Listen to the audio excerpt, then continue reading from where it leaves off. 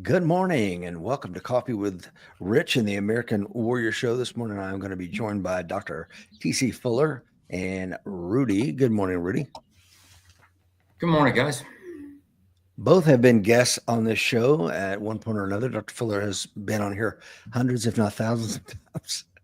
But here in a moment, we will read both of these gentlemen's impressive bios. Rudy has also been on here as well, and I will get to their bios in just a moment while we wait for folks to jump on today's show. Today's show, of course, is special. I asked both of these gentlemen on here this morning for various reasons.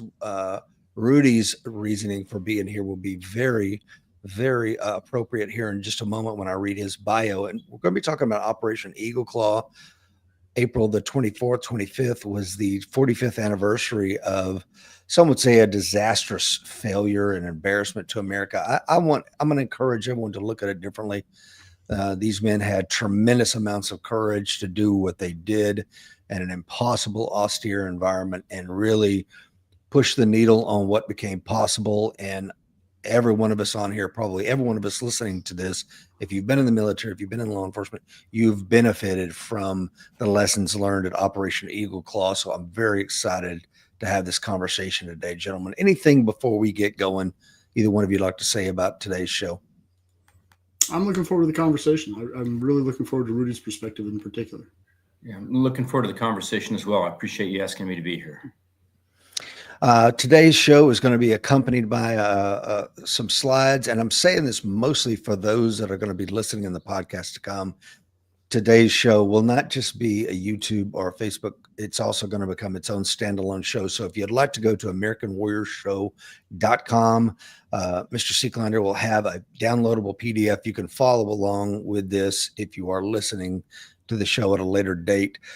Once again, I can't say enough about how important I think this is. Thank you to the folks watching us on the live stream. And without much further ado, man, we're going to jump into it because there's so much to cover here. Operation Eagle Claw, we'll get into it in just a moment. But before we talk about what it really was, it was actually Rice Bowl before that, because part of the counterintelligence plan is we don't want the Iranians to know that we're going to come and rescue our hostages. And if you're like, Rich, what are you even talking about? We're going to get there in due course, folks. But we're going to talk about the background of Operation Eagle Claw, disaster at Desert One, and then what are the outcomes. So fair use and copyright statement. I don't own any of the information in here. I wasn't at Eagle Claw. I wasn't in the Army. I'm not a member of Delta, the Army Special Operations Community. I'm a retired Marine Corps officer, former cop, special operations response guy, etc. But I did read a lot of stuff on this. The Guts to Try by Colonel James Kyle, outstanding book. Delta Force, the story of the U.S. Army Elite Counterterrorism Unit by Colonel Charles Beckwith. Inside Delta Force, the story of America's Elite Counterterrorism Unit by Sergeant Major Eric Haney, and various other interviews, specifically with Mike Vining and Wade Ishimoto from the Team House podcast. Shout out to them. They're doing fantastic things. And various other documents. Any other documents that you guys have read, gentlemen, that I'm not listing here? No, that pretty much covers it, and it's more expensive than I've done. That's for certain. There are a number of papers that are available at Air University, the Air Force's repository for this type of information. Some of them are pretty detailed and pretty good. Kind of gives you maybe just a little bit different perspective on some of the things, but those are the major books that you've hit right there. All right. Thanks, Rudy. Let's see here. I also want to talk about my guest. The first one I'll discuss here is Colonel Kaspar. Rudy is a retired Air Force colonel who spent 28 years on active duty, primarily as a Special Operations C-130 pilot. His assignments include serving as Squadron Commander, Vice Wing Commander, Air Operations Center Commander, Chief of the Air Corps Advisory Group in Kabul, Afghanistan, Commander of U.S. CENTCOM's Combined Joint Special Operations Air Component in Balad, Iraq. His final assignment was the Deputy Director of Operations for Air Force Special Operations Command. He has logged over 5,200 flight hours, including combat time in both Iraq and Afghanistan. His awards include the Legion of Merit, Bronze Star, and Air Medal.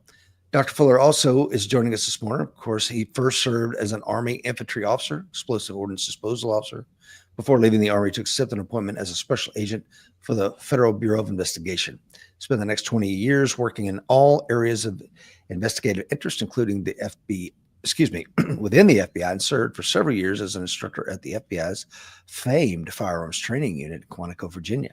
TC holds a Bachelor of Science in Criminology, as well as a Master in Education and Interdisciplinary Studies and a Doctorate in Educational Leadership and Policy Studies. Wow, that is a mouthful. So I want to go to the beginning here. We got to look at what happened in Iran, because if you go back to look at pictures of Tehran in the early to mid 70s, you're going to see a very westernized Iran. So something happened that led to the fall of the Shah, censorship. You know, the Shah was, I don't know if he was guilty of it, gentlemen, but he was certainly looked upon as a very authoritarian ruler.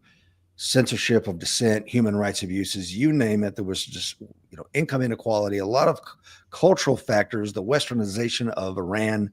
A lot of the fundamentalist folks did not like that. But this, to me, when I look at like what led to the incoming of Khomeini and all the Western stuff being scattered to the winds, and that was probably the Cinema Rex fire. Either one of you gentlemen aware of this? No. I wasn't either. Yeah, Rudy says no as well. I wasn't either. But if you look at like, as I was working on this show for the past 2 weeks, it all kind of came. This was kind of the pivotal moment.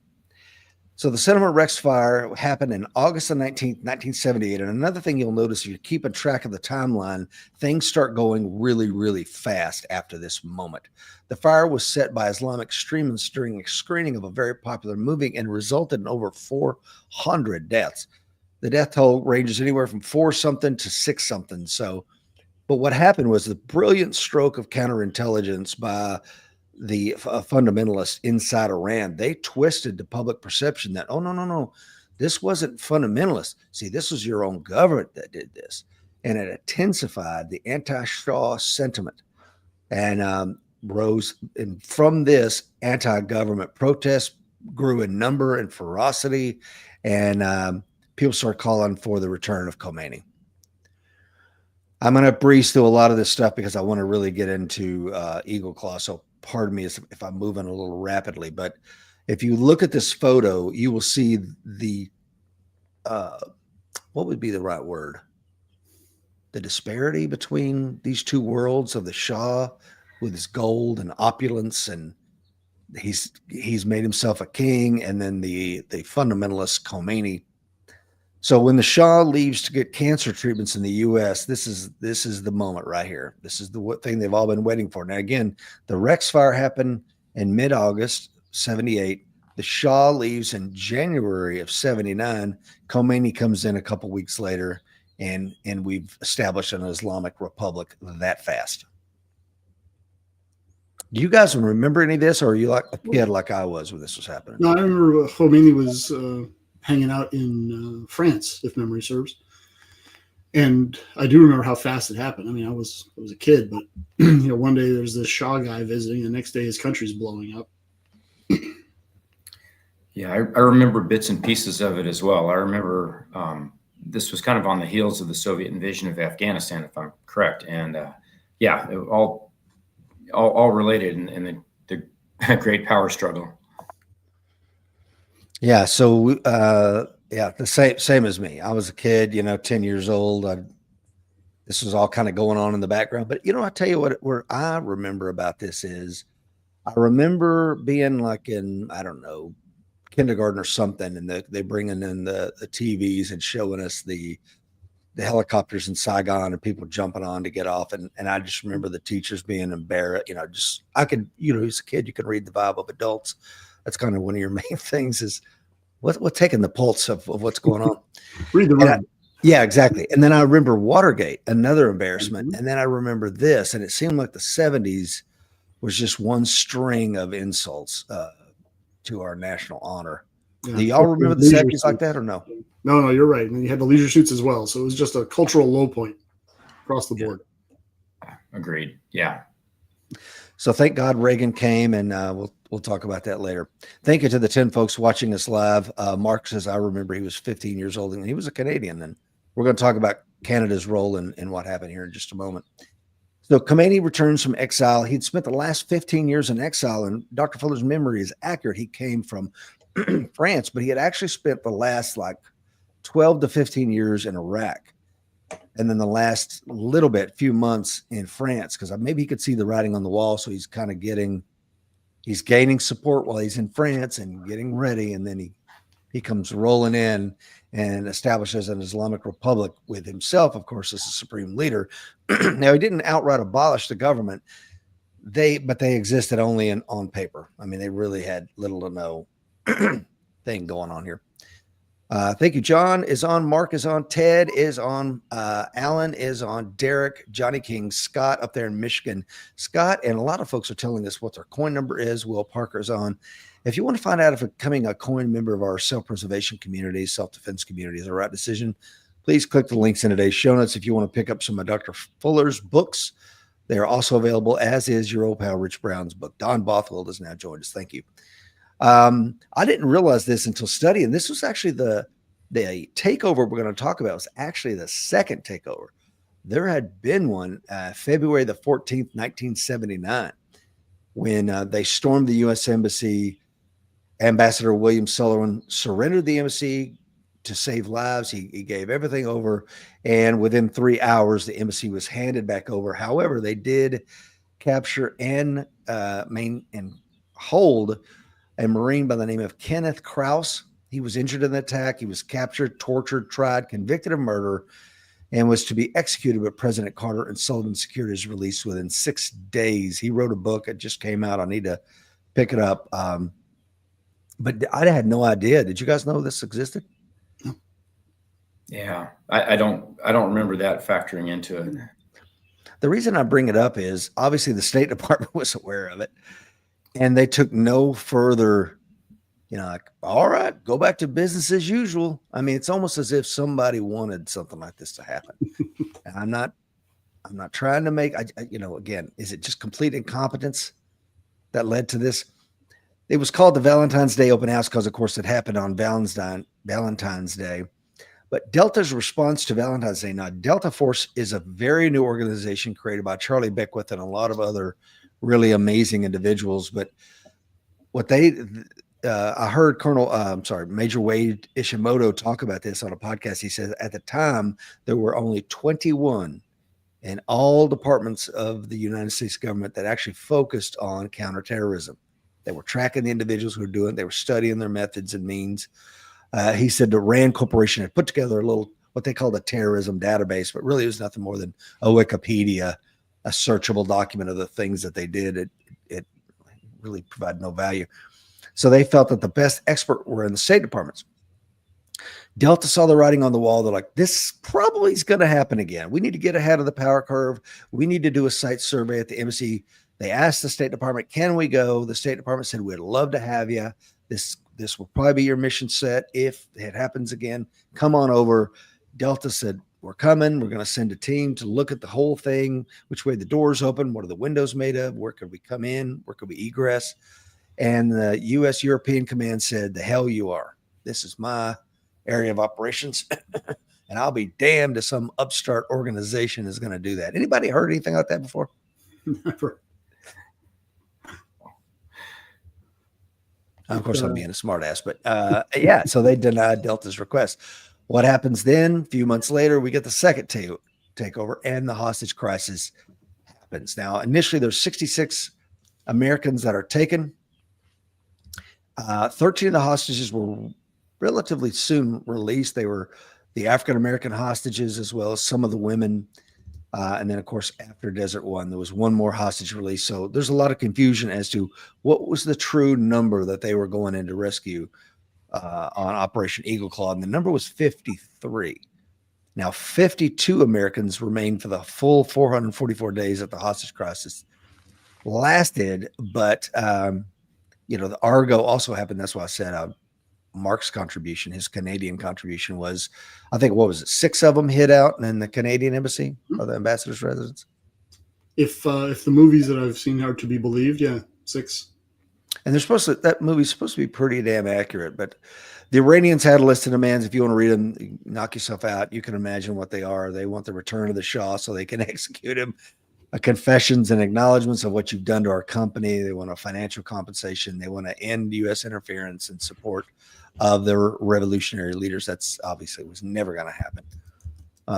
If you're watching the show, you are looking at some of the scenes from this is what I remember, stuff like this from being a kid. Agreed. I saw the TV, of course. You had the nightly news back then, and I remember these images being broadcast, and the adults, as you say, you read the room. All the adults were watching intently, trying to figure out what was going on. Quite a bit of debate and conversation. Yeah, and I saw evidently Delta was just glued to the TVs because this is the only access they had to what was going on the ground. And I remember in Colonel Beckwith's book, he said, I went to the CIA and like, I need to get a hold of your in-country assets and start getting, some tasking for them. Like, dude, we don't have any. The ones that we had got rolled up in the takeover. So we got nobody. Michael Gentili's on. Good morning, sir. So obviously there was a lot of pressure for the Carter administration to do something. They had tried negotiating, using their third parties to put pressure on them to get them to the table, but absolutely nothing was working. The State Department, the U.S. head of state, the Secretary of State was crystal clear. He wanted nothing to do with a military response. And the reason I say that is Delta Force was ordered to break off all their contacts within the State Department once that became clear, which is a shame because they're like, but the best analysts are in the State Department. I don't care. You're done talking to them. We can't control what the State Department may or may not do. So that was out of the question. So then they're in the blind. Operation Eagle Claw. Now, I put this picture up here for a variety of reasons. This is early Delta. Any Army private with 5 minutes worth of CQB training or mount training, military operations and urban training, would look at this picture and bust a gut. This is terrible. But remember, these people are learning as they go. There's really not necessarily a playbook of how to do this. So give them a little bit of space to operate. They're going to get better, obviously. Trust me. Well, that's why we're better now, right? Oh, yeah. So the mission's goal was to rescue the hostages held in the U.S. Embassy at Tehran using Special Operations Forces. The timeline, as Rudy, I put the slideshow together, and Rudy's like, well, I think I said a month later. And he's like, well, actually, in this book, it says maybe even hours to days after the initial hostage crisis began, the coordination. So, Dr. Fuller, would you read the operational structure for this? The Delta Force, of course, is largely Army. Rangers, Army. Det A teams, which is the Special Forces guys, what most people call Green Berets, for direct action.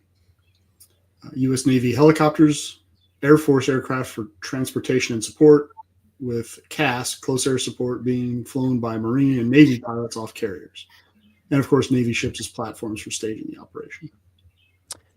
Yeah, so that became the component. Now, the Det A team, I don't want to go into a whole lot about this because really I haven't read, I can't find much about what happened but they found out that some of the hostages were being held at the embassy and somewhere on this little wing over here. And Beckwith was like, I don't have the force to go do that.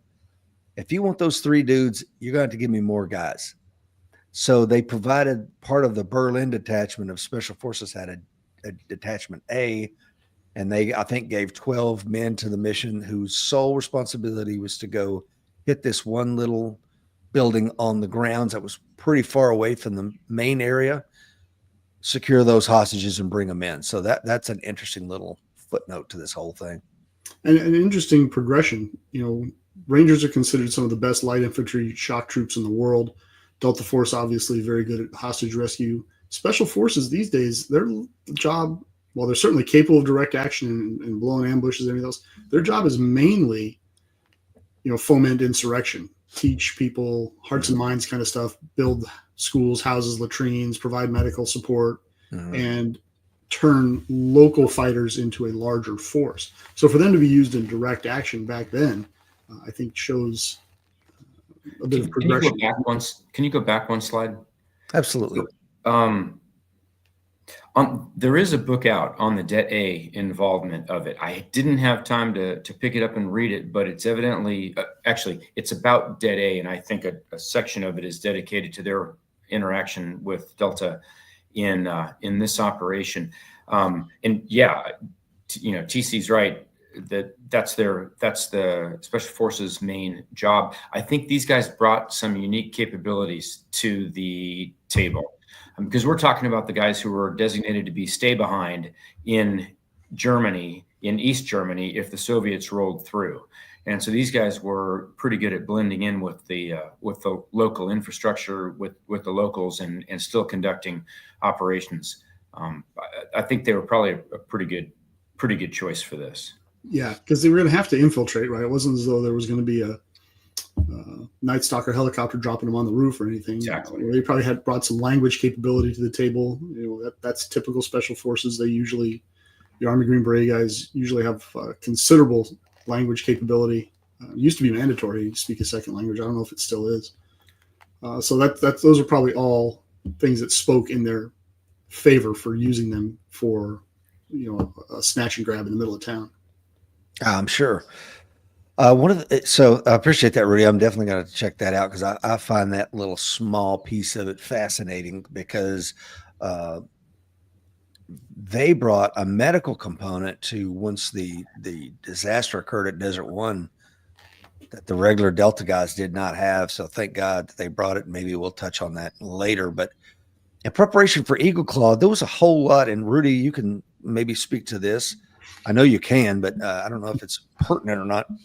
But in Beckwith's book, and maybe in Kyle's book, they talk a lot about they were going to drop bladders into Desert One, fuel bladders with which to fuel. And then they kept realizing sometimes the chutes didn't open, they just explode on the ground. Well, every gallon of fuel is going to be immensely important. We can't run that risk. Or they're going to fall into a wadi or some sort of depression. How are you going to get it out? So they're like, okay, well, maybe we can put fuel bladders inside these craft. However, it's going to create a lot of when the C-130s would come into land, right? The weight, is the desert floor going to be able to hold it? So I thought this part of it was fascinating. Rudy, can you speak to what did they try to do in order to find out if we could land C-130s full of fuel bladders? Yeah, absolutely. I guess going back to Jerry, your original comment, there were quite a few ideas about how to actually get the troops in there. One of them was to bring CH-47s in from Eastern Turkey, refuel them at some desert site, and then move them forward to Tehran after that. Turkey obviously was politically a no-go for that, so we started looking at other options. But the dropping the fuel bladders was their first option. The first time that they tried it was an absolute disaster. A bunch of them, the second one to go out hit the parachute of the first one to go out, and the three behind it or four behind it just streamed in after it. So it was kind of a risky proposition. They got better at it, at dropping fuel bladders. But when they finally realized how much fuel, the totality of the distance, how far the helicopters actually had to fly, how much fuel they were going to require, there was a better option, which, as you said, was putting transportable fuel bladders, palletized fuel bladders on the C-130s and bringing them into Desert One. They landed pretty heavy with an awful lot of fuel on board. The fuel that they were carrying weighs 6.7 pounds per gallon. So you start doing the math, and that adds up real quick. You're talking over 40,000 pounds of fuel on one aircraft. The C-130 does have a pretty large footprint, which is nice. It spreads its weight out over a fair bit of surface area. But still, if that ground is soft, the C-130 will sink through it. So they needed somebody to go out there and make sure that this was hard pack and not just crust that they would break through or deep sand that they would have trouble taxiing around in. So the CIA flew an airplane out there with a combat control team, special tactics. Well, prior to special tactics, it was called combat control. With a combat controller on there, Lieutenant Colonel Carney, who I believe was a major at the time. Right. But when they got on the ground, he did two things. One was he took soil samples. So he's got a penetrometer, and he would go around and poke holes in the ground and see how firm it was, how deep the crust was, that kind of stuff. And once he realized it was safe for actually it was suitable for bringing C-130s in. Then he planted lights out there.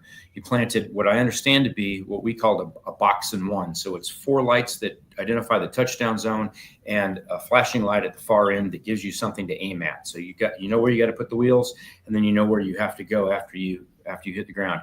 And he put a box in one out there. Thanks to the CIA, they had managed to find a way to turn this on remotely. But Carney and evidently 2 Twin Otter pilots went in well before, alone and unafraid, and did quite a bit of survey in there, making sure it was safe for the 130s.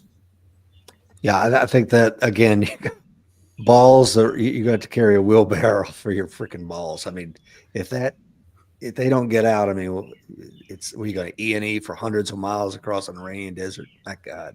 Well, and it's interesting that you mentioned that. Kyle, I believe it was in Kyle's book. It could have been in a history of the combat Talon that I read. There was an MC-130 with the Fulton recovery system on standby to go in and pick these guys up using the Fulton recovery system if they had to. Now that with 3 people, that would have been the harnesses that it is. Yeah, that's the harness that they strap on, a balloon that goes up, and then the whiskers on the 130 catch the line and they reel them in. Now, I don't believe that had ever been tested with 3 people before, but that was evidently the number 1 backup plan. But you're right. After that, they're legging it out, looking for a safe country. Whew. So what again, to your point, Rudy, is they found nothing but hard packed dirt. That's awesome. Little to no sand. However, there's going to be a haboo that comes into play here. And it put, in some of the books I've read, it put up to a foot of really talcum-like sand into Desert One, which caused a lot of havoc that we'll get into later.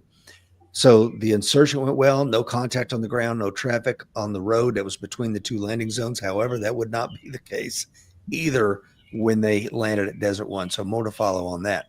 Let's take a look at the 3 phases of Operation Eagle Claw. Now, I know this slide's wordy, but it's wordy for a reason. This was a pretty complex plan, wouldn't you say, gentlemen?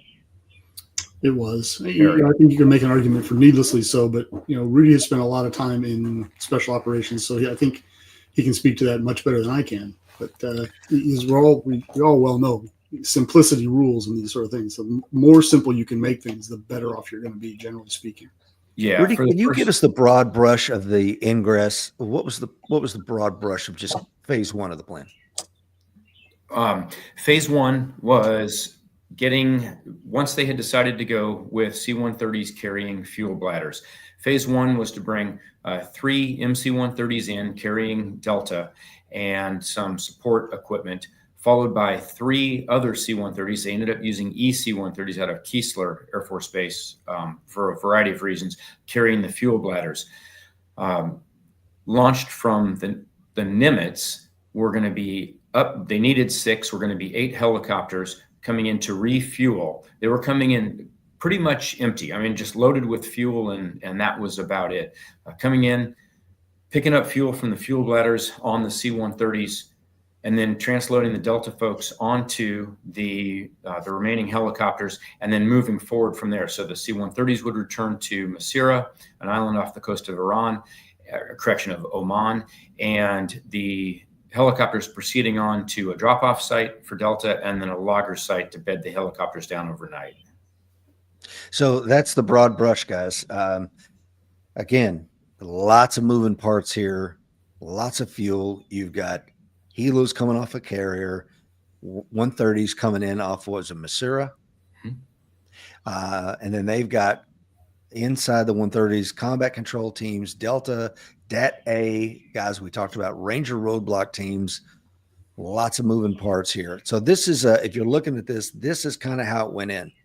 You see the Nimitz down in the lower right-hand corner. You got the helos coming in off of that. You got the 130s moving into Desert One, and they actually see each other in flight. I can't remember which was it. The 130s saw the helos, or the helos saw the 130s. I can't remember, but the helos were had an easier time seeing the 130s. I think the helos were down, 1 to 200 feet. And so they were pretty much blending in with the water or the ground at that point.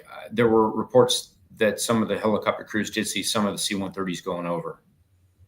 Yeah. So they get to Desert One. If you're looking at this, you can see the distances we're talking about. And then you see the second phase. So let's talk about the second phase. The actual raid itself is Rich. Just to be clear, the idea here is night one, they do the insertion, they get to Desert One, they log her up Correct. for the daytime, and then night two is when they actually do the hit, correct? yes, sir, that's right. So they're contemplating staying overnight hidden in a foreign enemy country. Rudy, can you give a little bit of clarity on that? But that's no joke all by itself. Yeah. Again, this was let me start with this. It was a very difficult problem set to figure out, and it became a very complex plan to actually attack that problem set. Yeah. So, Delta's going to bed down at one location. The helicopters are going to go off to a bit more remote location, bed down. And then the second night, they're going to go into Tehran and effect the rescue. So they start, as we get into the spring of 1980, they start running out of daylight. The days are getting longer. The temperatures are getting hotter, which means airplanes don't perform as well. So May 1st was the last go date that they had to actually pull this off. They were already worried about the length of darkness that they needed to accomplish just phase one. Who knows? Had they been able to do this on December 21st, would they have had enough darkness to do it in one night? I still don't think so. It was a pretty ambitious plan. Yeah, and Carter, bless his heart, he's doing all that he can to work this without having to go to the military solution. So we will get to the point at which he's run out of options and he has to go with the kinetic solution. But Dr. Fuller, can you kind of talk us through the broad strokes of phase two, the actual raid itself?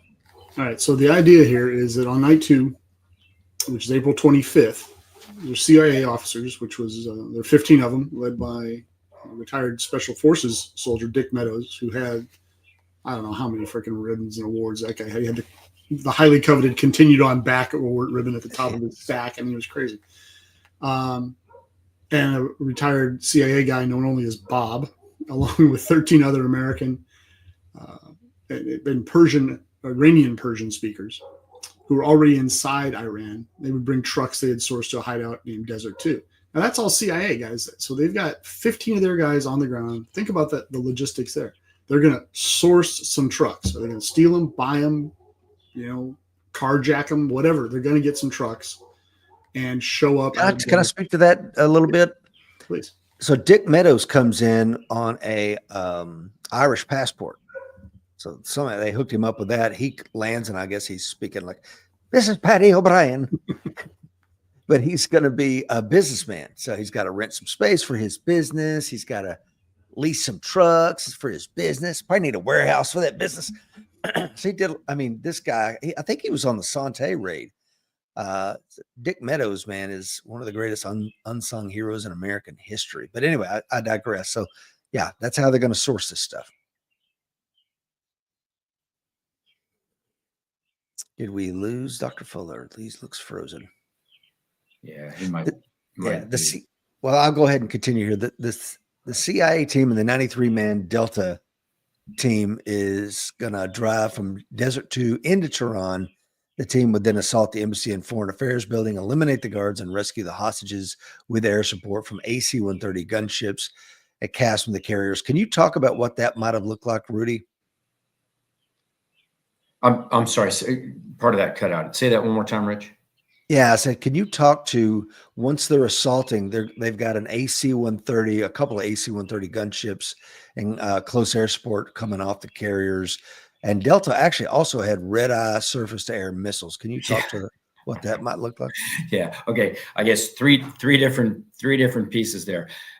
They were concerned about providing their own security, especially against Iranian air power, which was questionable, but not unheard of at the time. So Delta decided to bring in some red eyes, the predecessor to the Stinger. The air component wasn't real thrilled with that. They thought that was going to do more harm than good, but Beckwith definitely wanted those red eyes. So they managed to bring those in. So Delta was going to reach the objective by truck. Once they had breached the objective, then the other aircraft would start closing in on the target, on the embassy. So I guess two things were happening at the same time. One was that the helicopters were coming out of their logger sites to go in and pull Delta and the hostages out of the embassy or the surrounding area, and then take them to another airfield, which was in the meantime being secured by the Rangers. So it's more C-130s were going to come in, drop the Rangers on a small airfield a bit to this, if I remember right, to the southwest of the embassy, take that airfield. And so now we've got a place to bring in C-141s and transload Delta and the hostages onto the C-141s, get them out of harm's way. The C-130s and the Rangers roll up the airfield and head out on their own. And the whole time, AC-130s roll in. There were three of them on, one for the embassy, one for the airfield, and one as a spare, but basically to fill in wherever needed, to provide CAS for overhead each of the objectives. There was CAS on call from the carriers, and I think you hit it. It was both Marine and Navy, if I remember right, that if heavy firepower was needed, that CAS was going to be available. Now, Carter had said minimum number of casualties. I want this done with the minimum level of violence possible. So the idea that Navy fighters are going to go in and start dropping ordnance in Tehran was not part of his plan. That was a last-ditch effort to get the good guys out. Yeah, and as I understand it, a lot of it was intended to be air-to-air because, and it's interesting about this, and I know you know this, Rudy, but I don't know if a lot of the listeners will know this. We had sold F-4s and F-14s to the Iranians. So any aircraft that might be coming in would look like our aircraft. So they had a really ingenious way of painting our ships, our air cover that would go in with wing markings, so we would know our aircraft from a distance. So one F-14 is not shooting down an American F-14, I guess is what I'm getting at. Yeah, we had sold them CH-53s, which the helicopters were hoping would help confuse, if anyone saw the RH-53s flying over, well, maybe that's an Iranian, CH-53, that's okay. That's, our government. There was also a brief incident with another one, a report of another 130 flying around it. There turned out to be an Iranian 130. So yeah, they were working. We had sold them all kinds of military hardware. They were still flying it. Fortunately, they weren't in bed with the Soviets, and the Soviets weren't providing them an awful lot of East Bloc, equipment. So I don't know, double-edged sword, but yeah, they were flying the same things we had. Yeah, I put an asterisk in here if you're watching the show, and the reason I do this is there's some rumor that Dick Meadows was involved with Ross Perot when he went in and he put a team together, I think by retired Colonel Bull Simmons, and may or may not have included this gentleman here, Dick Meadows, to rescue two EDS employees, which is a company Ross Perot owned, who were rolled up prior to the embassy. And he went in and rescued those guys, which is a really wild story in and of itself. They were going to rescue them out of a prison over there. It ended up, I don't want to give it away. Ken Follett wrote a really amazing book about it. You can check it out. But the rescue of those hostages prior to Operation Eagle Claw. Yeah. Meadows and Simmons were legends in the special forces, but special ops communities as well. Speaking of legends, so if you're watching today's show, thinking of the 14 folks watching live, if you're listening, I encourage you to download the PDF at AmericanWarriorShow.com. I've got some pictures from the guys loading and offloading for the mission, and you can see the field jackets they're wearing, the custom way that they set these things up. There's also a really good video on YouTube. After the Operation Eagle Claw, Beckwith had the guys dermo, which means, get rid of these field jackets. He thought it was a one-off thing, probably not going to need them again. Let's just DRMO them. And one guy's like, I'll turn in another black field jacket. I'm going to keep the one I was going to wear. And he actually shows the way it was set up, all the kit that was in it. Each one of these things weighed like 70 or 80 pounds, just the field jacket. with all the stuff that they had inside of it. It's ingenious. So check that out. You can see they're all wearing mostly blue jeans, combat boots. They've got what we consider an H harness or 782 gear back in the day. Some of them are carrying water, cases of sea rats, what they would have been called back then, Navy watch cap on their head, and those field jackets. And they got duct tape over the American flag that they were going to rip off when they went in and during the raid. Another interesting thing that the gentleman that shows off his kit is they carried with them, each assaulter had 2 or 3 yellow headbands, like you might, play racquetball, a little sweatband.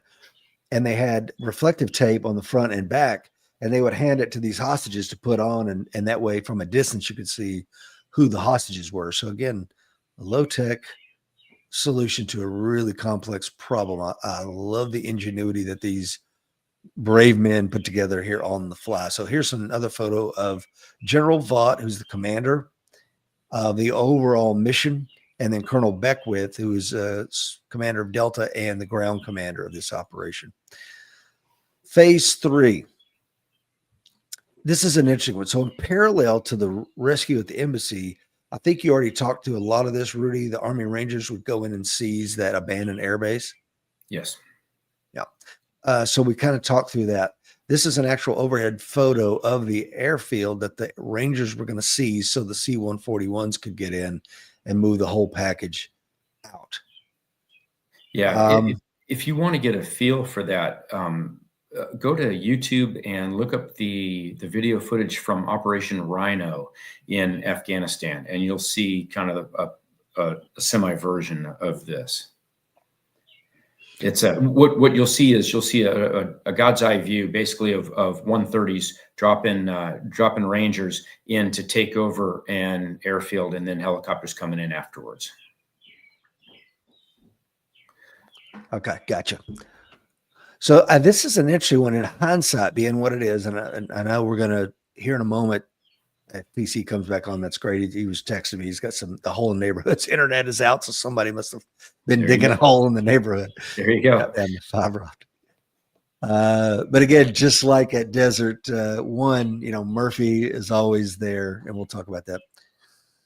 So let's actually talk about the plan to protect the assault. How do you feel about this, and can you walk us through the plan to protect the actual raid itself?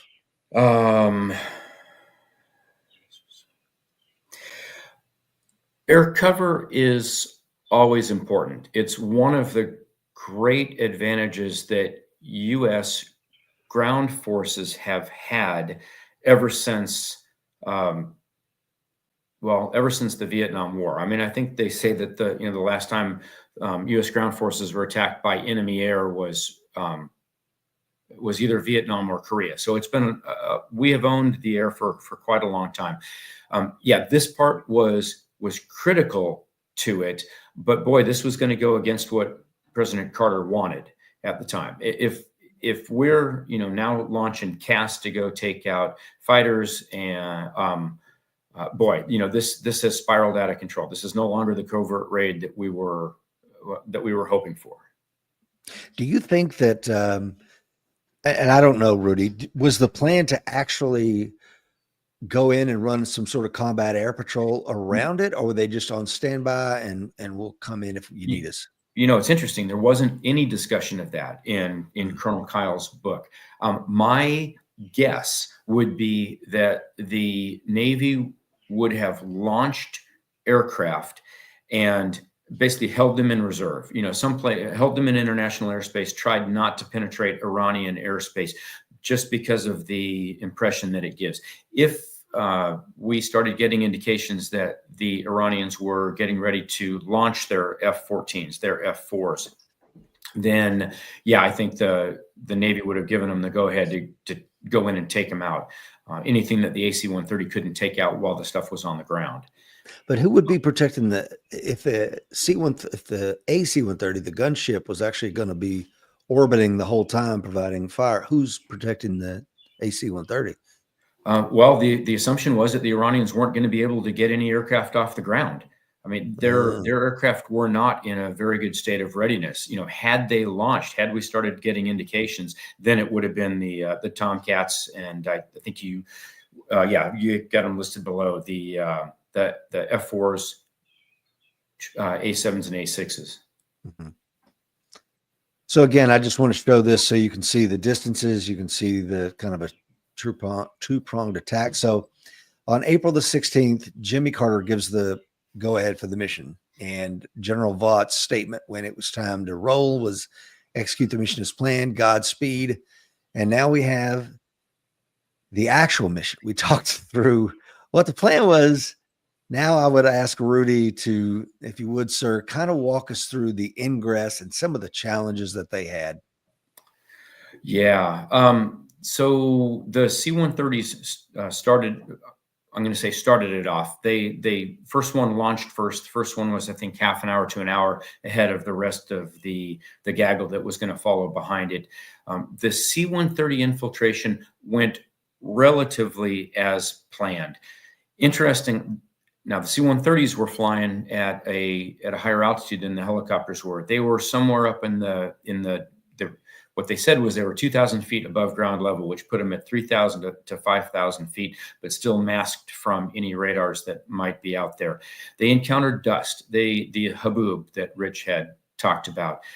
Evidently, when a desert thunderstorm has a downdraft, it can blow a lot of this fine particulate dust up into the atmosphere, and it can go up to 10,000 feet. Hours after the thunderstorm is gone, the dust still stays suspended in the atmosphere. So the C-130s ran into this. It took them a while to figure out what it was. They thought about radioing it back, but communications was just a disaster we'll talk about in a minute.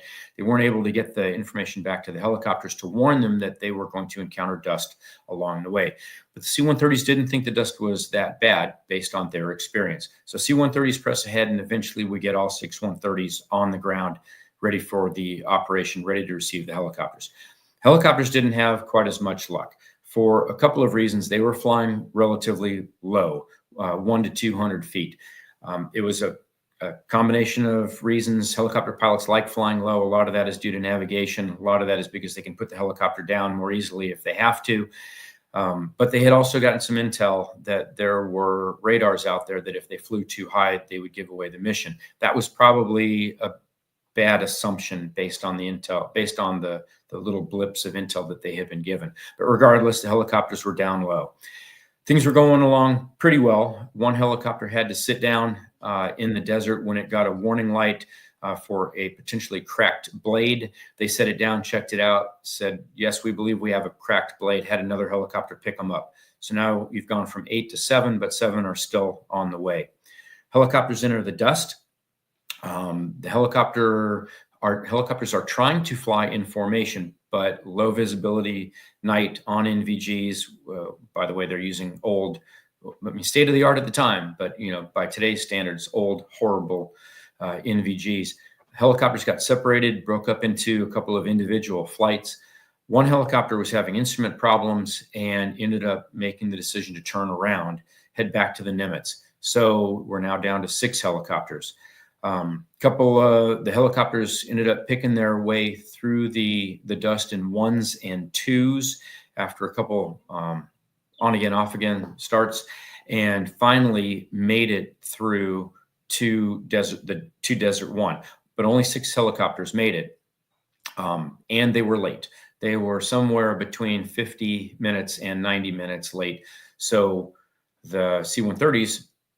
By the way, none of these helicopters ever shut down their, excuse me, none of these aircraft ever wanted to shut down their engine because they were worried that they wouldn't be able to get their engine started again, which means the C-130 has been sitting on the ground for an extra hour and a half burning fuel. And so starting to run low on gas.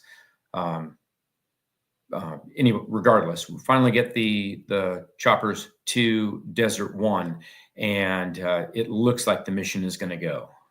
That was the ingress in a quick nutshell. Oh, that was fantastic. I mean, I couldn't have said it better myself. So as Reudi indicated, 8 are inbound. They hit the Habu. There's 2 aborts, and we actually get 6 that land at Desert 1. Whew. And we'll talk through some of the things that they did wrong at the end when we kind of go over Colonel Kyle's takeaways. And again, Colonel Kyle was he, I don't know if he was the air mission commander or was he just the Desert One commander of the air component? No, and it's interesting that you asked that. He was not designated the air mission commander. He was the on-scene commander at Desert One. The reason he wasn't the air mission commander is he didn't have there was a separate commander for the helicopters, Marine Colonel Pittman, who was reporting direct to General Vought as well. So you had Beckwith and Carney and Kyle and Pittman all reporting directly to General Vought. So General Vought was the JTF commander. Those were his component commanders. And for those that don't know, where is Colonel Pittman during this? Yep, Colonel Pittman was on helicopter number 5, which turned around and went back to the Nimitz, putting the lead helicopter pilot, Lieutenant Colonel, I believe it was Seifert, in command, basically as the helicopter mission commander, rotary wing mission commander. And remember, these helo pilots can't communicate to each other, so nobody knows that the helo that Colonel Pittman was on turned around and went back. And only one other helo, as I understand it, Rudy, knew that they had the blade indicator malfunction light come on, and it landed with him. The crew offloads onto that one, and they abandoned that helo. But really, I think they were all surprised to see that Colonel Pittman did not arrive at Desert One. Yeah, I guess this is a good time to talk about communication. Okay, so on the positive side, they're working with groundbreaking communication ability. They're working for the first time with SATCOM. Now, Delta had SATCOM and ground units, established ground units, command and control nodes had SATCOM for a while, but putting SATCOM on an aircraft was new. On the C-130s, they were able to work the SATCOM into what we called a hatch-mounted antenna that you take out one of the emergency overhead escape hatches and you plug in a modified hatch, and you now had a SAT antenna sticking out of the top of the airplane. So from the airplane, you could use the SATCOM to talk back to command and control. That doesn't mean that it was integrated with the rest of the communication systems on the aircraft. So I have a horror story I'll tell you about this later on. But working with SATCOM, when the pilots can't hear what's going out the back of the aircraft from your radio operators that are talking back to command. There's two separate communication systems, and they had to talk to each other on interphone in order to pass information. The helicopters had it even worse. Their SATCOMs would not work on the ground. They either had to hold them out the window, which didn't work, or they had to land and actually set up the equipment. And by the way, the SATCOM systems weren't compatible. So not all SATCOMs could talk to all SATCOMs. They didn't realize this until the night of the mission, because they hadn't exercised a lot of this. In fairness, they didn't have a lot of this when they were going through their workups, but communication became a pretty big deal.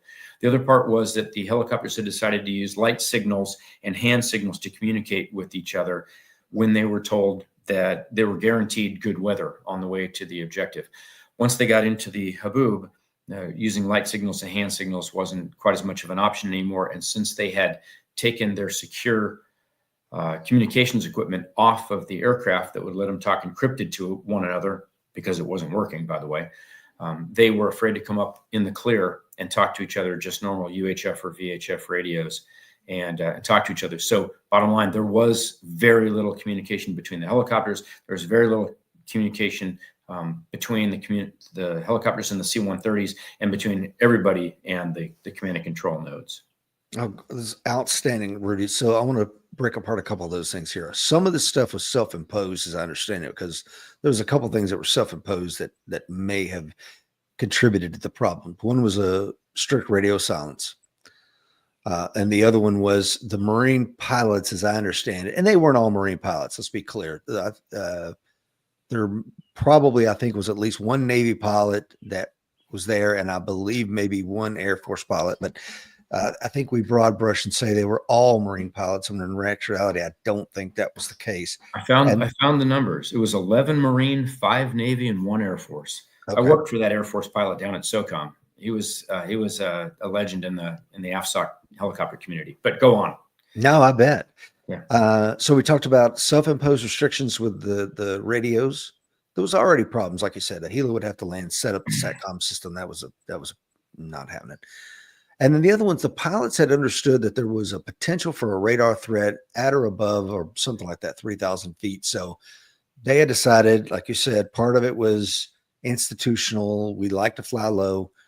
But do you like to fly low when you have a problem navigating? You have terrain that's mountainous and you're trying to stay at 100 to 200 feet off the deck and you're in complete IFR conditions, at combat conditions, etc. I mean, so part of this was self-inflicted. Am I right or wrong on that? Yeah, that's true. Oh, we talked a little bit about this when we kind of pre-briefed this, but I would say that in the low-level environment, fixed-wing pilots have a tendency to climb when something looks bad. Rotary wing pilots have a tendency to get lower, where the visibility is a little bit better. They can find landing zones, and it's interesting. Two different philosophies. I'm not criticizing them for what they did, but I think that there was what I will call an institutional bias to climbing higher. Now, in fairness, they might not have been able to climb out of the dust. I mean, the C-130s were still in it at several thousand feet. So with the navigation capability that they had on board the helicopters, which was they were told it was going to be good. Here we're bolting all this palletized INS and Omega onto your aircraft. That didn't work out for them. That stuff didn't work either. Yeah, so there was, as Rudy alluded to, there was something called PINS, palletized inertial navigation. Inertial navigation system. Yeah, and then there was something called the Omega. But again, I don't think they trained with it enough.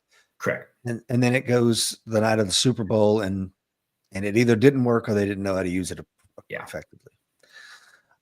So after battling the storms, they arrive at Desert One. Now, Rudy, would you talk us through what happens when the C-130s land on the ground? Yeah. So before the helos get there, what happens to these poor pilots and Delta troopers as they arrive at Desert One? Oh man, yeah. So this gets sporty as well. So the first airplane going in has got a forward-looking infrared, a FLIR. They're going to use it to clear the landing strip, make sure they can find the lights, clear the landing strip, do a low approach, come back around. We're talking in the early days of FLIR. So on the Talon 1s, you had a choice. You could either have the FLIR ball down or you could have the gear down. You can't have them both down at the same time because they'll interfere with one another. So they did a low pass. In fact, they might have done a second low pass, but everything looked good. They found the lights. They set up for landing. They pulled the FLIR up. They dropped the landing gear. They came back around, and just after they hit the ground, I guess I'm giving you the Reader's Digest version. They came to a screeching stop. The Army guys are off the airplane almost immediately. As soon as they are, all of a sudden there's a small Mercedes minibus with 43 passengers rolling down the road that they said was never used, that Intel said was never used after dark. So fortunately, the Rangers blocking team is out there. They managed to stop this bus, but all of a sudden they've got a bus with headlights, 43 passengers in the midst of this operation out there. Passengers off the bus, put them on the side of the road, and the next thing you know, a fuel truck comes running down the road.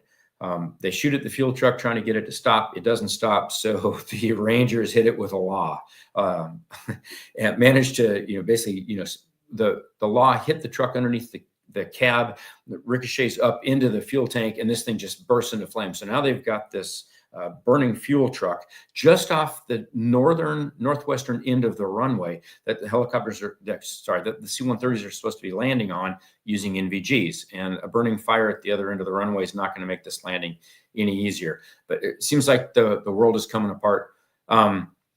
Right behind the fuel truck is a pickup truck. Driver jumps out of the fuel truck, hops into the pickup, turns tail, and runs. And even though the motorcycle riders try to track him down, this guy's gone. Can I talk about that real quick, Rudy? Yeah. Because I listened to Wade Ishimoto on the Team House podcast, and he was in charge of the roadblock team. Wade Ishimoto was the Delta Intel officer, if I remember correctly, or it could have been the ops officer, but I think it was Intel. Anyway, so he looks at the Ranger on the motorcycle, and he'd been riding, on the motorcycle with the Ranger, and he tells the Ranger, like, look, follow this guy for 5 or 10 miles, try to get him. If you can't, you need to turn around and come back. So the ranger takes off. And I've always thought about that guy. Wait, what? Because his name was Rubio. And Rubio had just fired a Laws Rock, blown this thing to smithereen. Here's a 22-year-old Ranger corporal taking off on a motorcycle with NVGs at night, running alone and unafraid down this road in Iran. I mean, like, and he finally realizes, follows Major Ishimoto's guidance, 5-10 miles. He just cannot catch him, spins around and come back. But whoa. Yeah. The courage, man. God. Yeah. The life of a young ranger. Yeah. I'm sorry to interrupt, but that just interests me. No. So bottom line, lots going on the airfield. There are a couple of little snafus getting the next couple aircraft in, but they managed to get 5 aircraft on the ground. Everything is offloaded. 2 of the tankers are set up to offload to the helicopters. They go ahead and basically flush the first 2 C-130s and head them back to Masira, making room on the ground. Bring in the 6th C-130. So you now got 1 MC-130s and 3 EC-130s, all of which are tanker aircraft of some sort, either Blivets or actual roll-on pallets. And we got 4 airplanes on the ground, anxiously awaiting the arrival of the helicopters. Thank you, Rudy. So there they are. They're kind of staged. The Delta team has the 43 passengers plus 1 driver, so a total of 44 guys. They've searched the vehicle. They've searched the baggage. They're holding them hostage. Not hostage because we don't do that, but they're detaining them.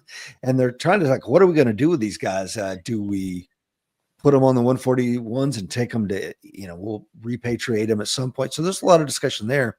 But one of the other little snafus that happened was, because of the hard landing, Colonel Kyle's SATCOM was damaged. Yeah. He was not able to talk back to General Vaught, who was call sign Red Barn. So he turns to Colonel Beckwith, the head of the Delta, and says, "Charlie, you got your SATCOM, brother. It's a ground one anyway. I need to set it up." And Charlie's like, yeah, about that. It's on the 3rd C-130 or something. So it was not going to be there for another hour. So for an hour, while they're detaining people and blowing up trucks, General Vaught and his staff have zero idea about that. Yeah. Which is tragic. I will tell you, I guess two things kind of come to mind. One is, Colonel Beckwith had been around, and he was the one. A number of people thought that the mission had been blown once they hit that fuel truck, and that everyone in Iran was going to know that there were Americans on the ground. Beckwith was reportedly the first one to put it together and say, "Listen, this is a bootlegger operation. Following with a tail truck. So the fact that the driver jumped out, hopped into a pickup and turned tail and ran, this is indicative of a bootleg operation. I don't think they're going to run to the authorities. We're still good. Let's keep on pushing." The other one was that they had gone through so many what ifs. What if we take captives? I don't want to call them hostages, but what if we do take captives? And the idea was fly them out, hold them long enough until they can take the airfield on night 2, and then return them to the airfield on night 2. So these folks might spend one night out of Iran, but we're going to put them on a C-130, get them out of here, and bring them back into Iran the next night. They had a plan for all this. And so though it sounds like, confusion, chaos breaking out, these guys were working through the what if plan. Yeah. And as they stormed the bus, is an interesting story, and there's 2 versions of it. I'll tell both briefly because I find it fascinating. Logan Fitch, Major Logan Fitch, was might have been B Squadron commander of Delta. He storms aboard the bus, leading from the front. He's running down the center of the bus, and this brave young Iranian kid jumps up and punches this guy right in the face. So Major Fitch gets a bloody lip from it. Now, that's from Eric Haney's book, who allegedly was right behind his squadron commander storming the bus. But Colonel Kyle says that Major Fitch got hit with the exit door in the mouth. So they both say he got a bloody mouth, but different reasons for that. But that kid had some cojones on him to bunch yeah. of Delta operator storming the bus. Yeah, that would not go well. No. So here's a picture of Major Wade Ishimoto, just an absolute stud. So the first group of 3 helos arrive at Desert One an hour late. Now there's some confusion on that. Like there might have been a miscalculation as to when they would arrive. So the helos thought they were on time. The C-130s thought they were an hour late. There's some discrepancy on that. You can just tell us whether that matters much or not. But ultimately, we get all 6 on the ground. And then if you would take it from there, Rudy. Yeah, all 6 on the ground, but we're starting to run out of gas now. You know, the C-130 has been on the ground for an hour to an hour and a half longer than they expected to be. These things are burning, even with their engines. They're probably burning 2,000 pounds an hour of gas with all 4 engines running. So we're starting to each aircraft, and so we're starting to run out of gas for this. But hey, look, we got 6 airplanes, we got 6 helicopters on the ground. Let's get them refueled. And they send back the message that, hey, 6 aircraft, we're going to be airborne and headed to Desert 2 in 40 minutes. Yeah, thank you. So at that point, now something that we need to talk about, and you as a special operations pilot with over 5,200 hours of flat time can maybe talk to this better than anybody I know. The condition of the pilots coming off those helos. Beckwith talks a lot about it, as does Sergeant Major Haney. I don't remember if Kyle does talk about it that much, but they're just shell shocked. Yeah, that was a brutal flight that these guys just had. I mean, what was supposed to be, you know, a relatively long, low-level flight in clear conditions turned out to be an even longer flight in marginal VFR conditions with dust swirling everywhere, you know, one malfunction, you know, after another. And these guys really had to fight to get through that haboob. And one of the pilots, Rudy, said it was like put your head inside of a brown paper bag. So that's what it looked like.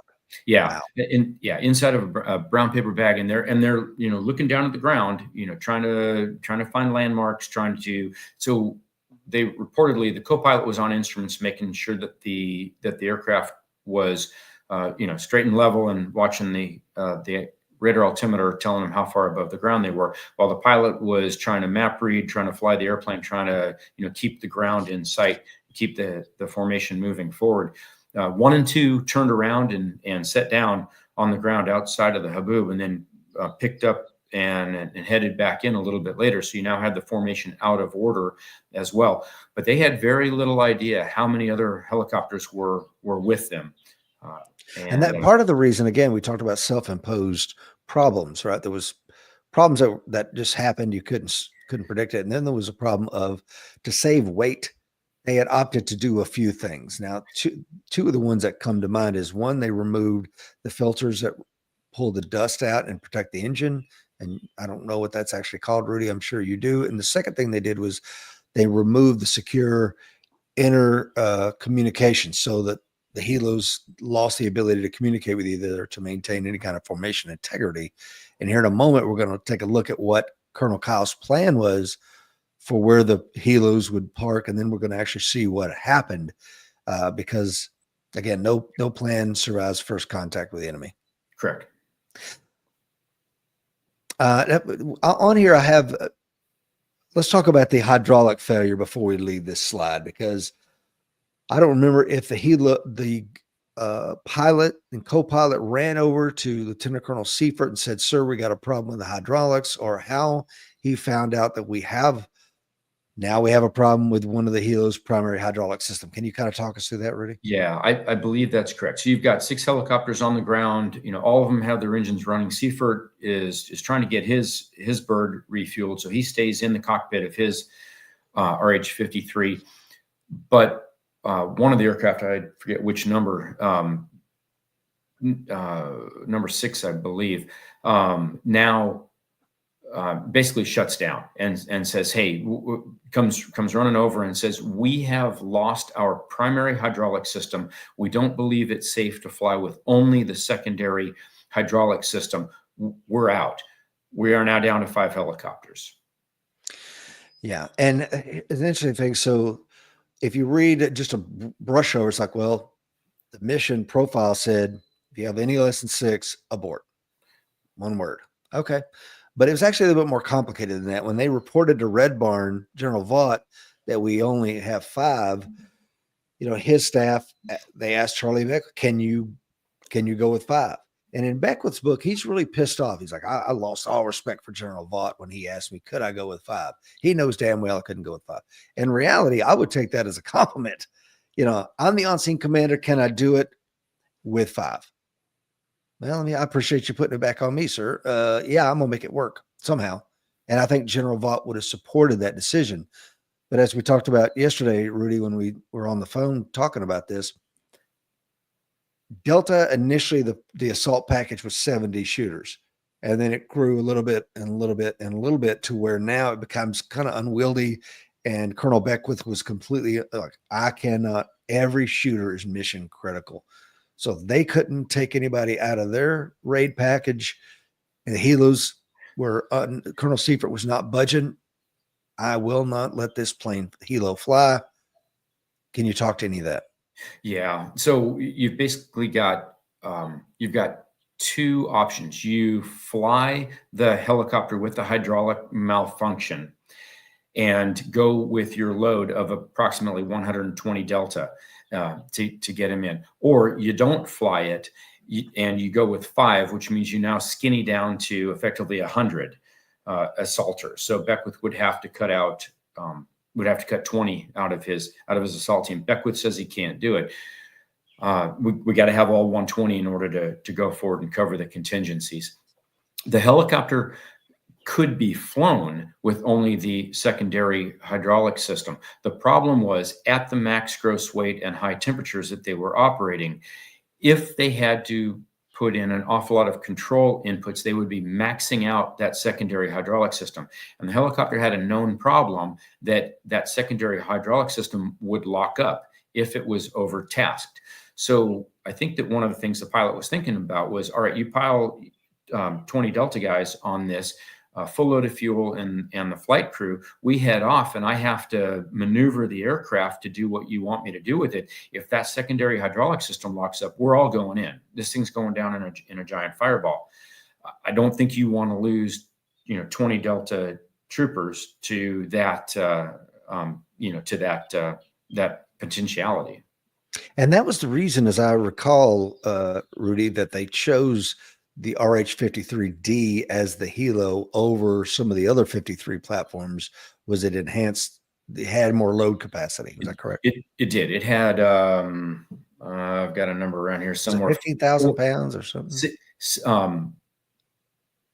The HH-53, which was a rescue helicopter and was refuelable, had 6,000 pounds less carrying capacity than the RH-53. So but only the Air Force had that, right? Yeah, the Air Force had that. So number one, RH-53s are regularly seen on carriers. They fly on and off of carriers all the time. They won't raise any suspicion. They have a greater carrying capacity than most of the other 53s that are out there. And these happen to have internal tanks that they could use to fly the long distances. So the RH-53 was probably a pretty good decision. Which raises the point, we didn't really talk about that. And that was, there was operational security was, unlike anything we'd probably ever done. And they were terrified that the Soviets, because Iranians don't have satellites, they can't watch it, but they knew the Soviets would delight. And of course, they're no friends of the Iranians either. However, the enemy, the friend of I don't remember. My enemy's enemy is my friend. Bingo. There you go. So they would potentially give this satellite imagery saying, oh, look what they're doing. Yeah. So they didn't want to have something weird on the Nimitz, like, whoa, why do they have Pavlo helos on an aircraft carrier? That would have been a big red flag. And by the way, the HH-53s at the time, soon to become MH-53s, didn't have folding rotor blades or a folding tail boom at the time, and the RH-53s did. You could put them below deck, which was nice because now they're out of the prying eyes of the Soviets, and they're also out of the weather. So anyway, and you could have done that if you opted for Pavlos. No. But and here's another twist of creating our own problem. The Navy pilots that were used to flying these helos during the workups, Delta and some other folks decided that they don't have the right mentality. They're not the right pilots. We need to bring in some other pilot. Now, again, one of the Navy pilots did get to stay and go into the mission, but for the most part, they were replaced. So you have Marine pilots who are used to flying CH-53s Sure. flying the RH-53 variant with slight differences in, I would imagine, the controls, or what were the differences, Rudy? Probably in instrumentation. I know that some of the operating procedures, we saw that with the BIM light, the first one to set down. The Marine Corps had several very bad experiences with the BIM light, and the Navy had not. So the Navy saw it as a precautionary. The Marine Corps saw it as an emergency if that BIM light came on and it was verified. I'm kind of glossing over some stuff, but yeah, there were. Well, let's go into that just a Sure. smidge more, because the blade indicating malfunction light, the BIM light, is crucial because it caused us to lose an entire helo, which again, we have only so many. And that one little light causes the helo to land. As I understand it, the crews get out. They actually look at the blade. They see a crack. Is that correct, Rudy? Well, they see the light tells you that something is going on. The way that I understand it, full disclosure, not a helicopter guy. The light tells you that something is potentially going on. They land, they stop the rotors, they climb up, they look, and sure enough, there's a mechanical indicator there that says that this blade has a problem. So now the question is, how big is that problem? And they start looking for cracks. The Marines, based on the fact they had lost what I believe was 3 CH-53s to BIM lights, their procedure was, look, this thing's not flyable. We don't want to lose the aircraft. The Navy, I think, had, and there was some Sikorsky data to back this up. The Navy said we can fly this for up to 79 hours and under reduced load circumstances, yada, yada. So, but Marines, going with what they knew, said this isn't flyable. That's right. Yeah. So, and again, it was one of those things where what I read was the Marines treated it as the BIM lights telling me I got a cracked or damaged rotor blade. Whereas the Navy saw it as the BIM light is all it's telling me is I have a nitrogen leak, because we had nitrogen inside the blade that told them whether you had a crack or not. The Navy pilots, it's like, well, I have a nitrogen leak. The Marines said, well, I have a nitrogen leak and a crack. So just a mentality. But the Navy had lost zero helos due to BIM lights, well, the Marines had lost 3. So Yes. They're looking at it differently. That's a fact. Yes, they are. So the only 5 helos serviceable. There's a decision finally made to abort. They call it all the way up to President Carter. Let him know, sir, we only got 5. It's a mission abort. We're done. Carter says, Roger that. And you want to talk through this plan, Rudy? Is there anything worth discussing on this as far as what the refueling plan was versus what it actually is? And I apologize for those listening in the podcast. You can't see the actual plan that we have and then actually what occurred. So again, I encourage you, go to AmericanWarriorShow.com and download the PDF for the show. Yeah. So what you've got is a desert landing strip. There's a road running right through the middle of it. The road runs from the northeast to the southwest. On the northwest side of the runway, you've got two C-130s refueling 4 helicopters. And on the south side of southeast side, of the road, you've got one C-130 refueling 2 helicopters and another C-130 standing by. The decision is made so it's the number 7 helicopter that I believe has the hydraulic problem. So the decision is made that they're going to stop refueling the helicopters, get everybody onto the C-130s, and get the assault force and the helicopter pilots and the C-130 crews, everybody out on the 130s. The C-130 on the top left of the screen has been refueling 3 helicopters. Can I speak to that? Because that was not, please. As I understand it, that was not the plan at that time. The plan was those 53s are going to fly back to the Nimitz. It's only after the crash that happens where they say leave them on the ground. You know what? You're correct. Yes, you are correct. So 1 helicopter has already returned to the Nimitz. We've got One that's Five down flyable on the ground. we got 5 flyable. We're going to fly them back to the Nimitz, pump them full of gas. You're right. Pump them full of gas.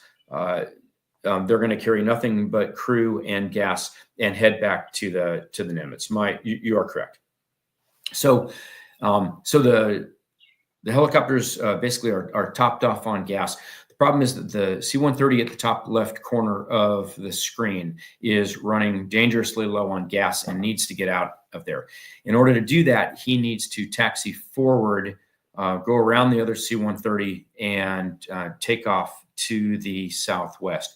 He can't run his engines up until the helicopters behind him move, or they'll be caught in the prop blast, which is not a good thing for a helicopter that close. So they got to move the helicopters that are listed as, if I can zoom in here, 3, 4, and 6 helicopters. They got to move those. So the order is given to move helicopter number 3. He's got a marshaller out in front of him. He starts to add power, and in the dust that's there on the landing zone, he's quickly engulfed in a brownout situation. There are a couple of stories about what happens, but somehow he ends up moving forward and drifting to the right and impacts the C-130 at the top left corner of the screen. And the two of them are almost immediately engulfed in a fireball. Yeah, absolutely tragic. If you're looking at the thing here, you can actually, the names of the pilots are listed for each of the helos as well as the C-130s. And you can also see, if you look closely, you can see the location of the bus relative to the helos, which is right abreast of them on the center of the road. And you can also see to the southwest where the burning fuel truck was. So as Reudi mentioned, the fuel had to be added. So, and this is one of the things as a layperson about aviation, it blew my mind how Colonel Kyle and his folks there on the desert are managing all these heavy fuel calculations. They got to calculate weight, flying time, a host of other things. Where is we can't break international air. We have to, if we're going to launch a C-41 refueling tanker, which Colonel Kyle did, I believe. Yeah, 135. Yeah, KC-135. Yeah, KC-135. Thank you.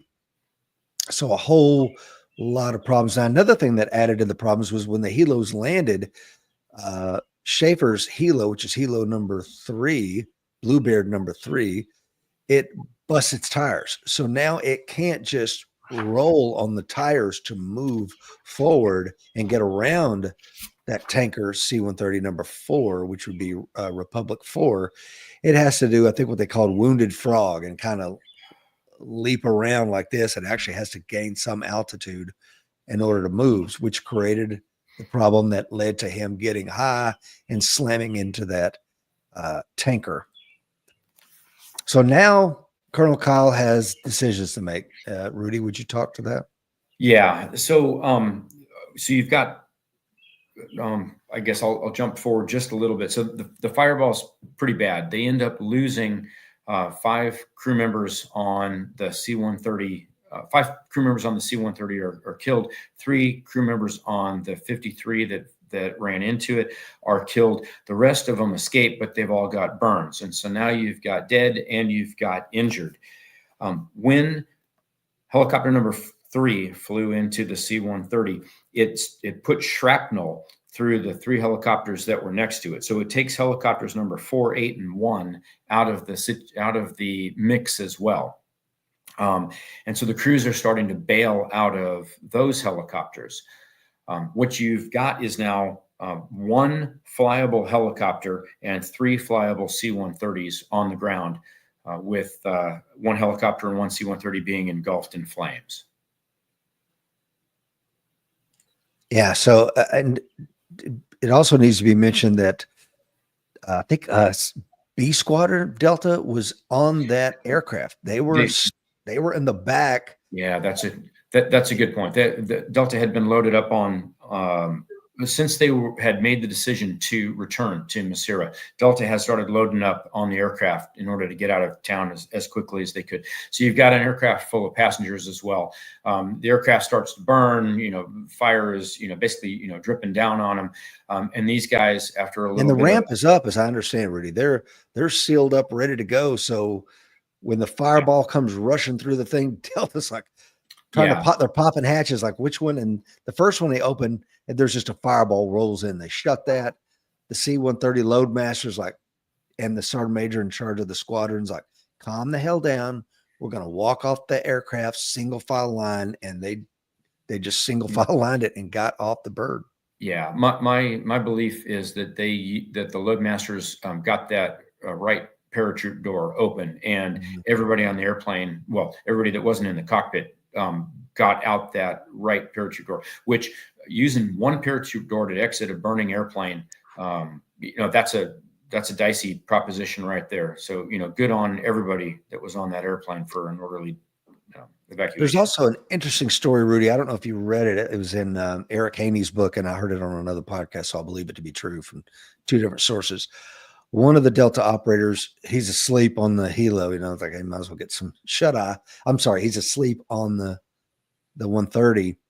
When the explosion happens and everybody starts yelling, he jumps up, gets in single file line, jumps out, and comes to like he's parachuting, and he slams on the ground face first like that. And the operators after it, they're asking him like, bro, we don't have parachutes on. What were you going to do after you jumped out? He's like, hey man, one problem at a time. Exactly. One problem at a time. Exactly. Let me solve this problem first. Go ahead, Rudy. So, bottom line, they got a big problem there. Well, I'll tell you what, I'll let you wrap up the rest of the evacuation from Desert One. Okay. So, as you mentioned, Rudy, 5 RH-53Ds are left behind at Desert One, mostly intact. One of them, the rotors are still spinning. Because most of them were damaged by shrapnel. Colonel Kyle realizes, hey, after everything that's gone wrong, man, let's just abandon the aircraft and get the hell out of here. So the C-130s carried the remaining forces back to Masira, where 2 C-141 medical evacuation aircraft from the base at Wadi Shat, Egypt, picked up the injured personnel, the helicopter crews, the Rangers, and the Delta Force guys, and flew them out of there. Meanwhile, the CIA team quietly left Iran. And that's another problem we might as well talk about now. The Marine aviators, when they left their helos quickly because of the explosion and the shrapnel ripping through, they ran for their lives and got out of there. Well, they left behind some top secret packets. Can you talk to that? Yeah, they did. They told Colonel Kyle that they were going to go back to their helos and get classified out of their helos. Kyle thought that it was just the codes that they were using to run the radios. And even though those are classified, they expire relatively quickly, and they're basically useless after 24 to 48 hours. So Kyle was like, no, get the hell on the airplanes. We're getting out of here. What he didn't know was that they had brought detailed plans of phase 2 and probably of phase 3 of the operation with them. So that becomes one of the big takeaways. And so even though it seems like something that doesn't need to be said, that was one of the rules that came out of this was, as far as classified information goes, you carry the absolute minimum you need in order to complete the mission when you go to execute it. And that created a problem for the CIA team. It did. Because the mission was going on the weekend when, for whatever reason, the airport there, the international airport in Tehran, was closed on the weekends. So that meant the CIA team could not just jump on a commercial flight and boogie out of there. They had to, be creative on getting out. And a lot of that is still classified as to how they got out, which is interesting. There's a lot of really horrific photos from this. I only want to really include one. We had to leave because of the intense flames. There was zero way to get our people out. So we left 8 dead Americans on the ground there. And here are those brave Americans that gave their lives at Desert One. Captain McMillan, ironically enough, is from the same small town in East Tennessee. I'm from Corryton, Tennessee, population of about 500 people. And Captain McMillan was one of those from Coreyton. Interestingly enough, the 3 Marines that were killed was the flight crew for Schaefer's helo. Schaefer and his co-pilot thankfully did make it out of that 53, badly burned, but they did survive. I guess, Rudy, we can kind of get into, there was a Holloway commission, if you want to speak to that, Rudy, and then there was some kind of the way Colonel Kyle saw it and what his list of it, and this is his words, anatomy of the failure. If you could talk to that, please. Yeah, the Holloway Commission came out with 10 recommendations, 10 and a couple of broader conclusions. I think they were looking at why the mission failed, but they were also trying to see the bigger picture. Kyle dug, pretty deeply into the failure of the mission itself, and these were Colonel Kyle's reasons in order of severity as to why the mission failed. They were very disappointed with the busted weather forecast. They were told they were going to have VFR, beautiful conditions, good weather all the way, and sure enough, they ended up with the haboob, which they said 40 hours. You got 40-hour window of great weather. Yeah, in fairness, as we look back on this, we had not spent a lot of time conducting military operations in the Middle East, and we didn't understand the dynamics behind a haboob. I mean, we knew what the dynamics were, but we couldn't forecast them. And as I mentioned the other day, this was my undergraduate degree, and I walked to what was atmospheric science. I walked, out so I kind of always paid attention to the weather forecasts as I was flying. We're pretty good at forecasting good weather. We are not good at forecasting bad weather. I think the weather forecasters, did not see this coming. Hopefully this lesson learned was brought forward into Desert Storm. And then when I understand Schwarzkopf had, placed a huge emphasis on weather forecasts and going back and validating those weather forecasts, critiquing them, if you will. Yeah. So busted weather was his number one reason for the failure. Okay. I wasn't there. I'm not Colonel Kyle. I'll take his word for it. But number 2, poor use of comm equipment and flawed command and control. Rudy, can you talk to that? The poor use of comm equipment we have talked about, not using the secure voice between the helicopters and the SATCOM not being widely available and interoperable with each other ones. The bottom line was they tried to do this comm out. And I didn't see any analysis that said, hey, if you get on the radios, you're going to compromise the mission. But that was what they took away from it. I think that our communication procedures have come a long way from them since then, but communication is always a weak link in the plan. It's always a point of contention. Flawed C2, I believe that. Before you go there, and also, the audible that Beckwith called at the last minute, because in the workups, he would have his ground SATCOM and his operator, and for whatever reason, he put it on another thing. So anyway, there's a whole lot of problems with comm. Comm is always a problem. It was in my day, and I'm sure it's not perfect now. But command and control, Rudy, talk to that, please. Yeah. So I believe that what Colonel Kyle was getting at with the flawed C2 was he was not happy with the fact that the helicopters were not under the control of an air mission commander. In other words, one air mission commander with all of the fixed and rotary wing assets reporting to him, and then he reports to the JTF commander. You had 2 separate commanders. You had Colonel Pittman, who was the Marine in charge of the Marine rotary wing, and then you had Colonel Kyle, who was in charge of the Air Force fixed wing. He believed that I think looking back on it, he believes that there should have been stronger leadership to convince the Marine pilot with the BIM light not to leave his aircraft and hop onto a different helicopter, to convince the helicopter pilot that turned around to proceed, and to convince the helicopter pilot to take his aircraft forward with only the secondary hydraulic system. Any one of the 3 of which would have given Delta 6 helicopters and pushed us on to night 2 of the mission. And he talks a lot about the helo that turned around. Again, I can't remember the pilot and the co-pilot. It's irrelevant. Colonel Pittman's in the back, and Colonel Pittman concurs with the lead pilot, who says, sir, I've got some sort of aviation, my instrumentation's having an issue. Let's go back. Colonel Pittman concurs with it. Whereas the co-pilot's like, no, sir, we got a mission set. We got to go. And they override the co-pilot and turn around. But again, Colonel Kyle's point, if I remember correctly, and please correct me if I'm wrong, Rudy, is the weather was too bad to fly forward in, but it was okay to fly to the rear. You know, you've got fuel waiting ahead of you, but you run a risk of running out of fuel going back. There was a whole lot of reasons he said that they should have kept going. Yeah, he had degraded instruments as well, and he was worried about picking his way through some tall mountains in order to get to Desert One, and very concerned about not being able to do that with degraded instruments in the dust. So I think the list was. The list was kind of, cropping up. You talk about the co-pilot. He was the one that said, "Hey, this is the Super Bowl. We got to go on." And they said, "Sit on your hands." And which brings you back to the old joke. The difference between a duck and a co-pilot is that a duck can fly. So, I hadn't heard that. Oh yeah, yeah.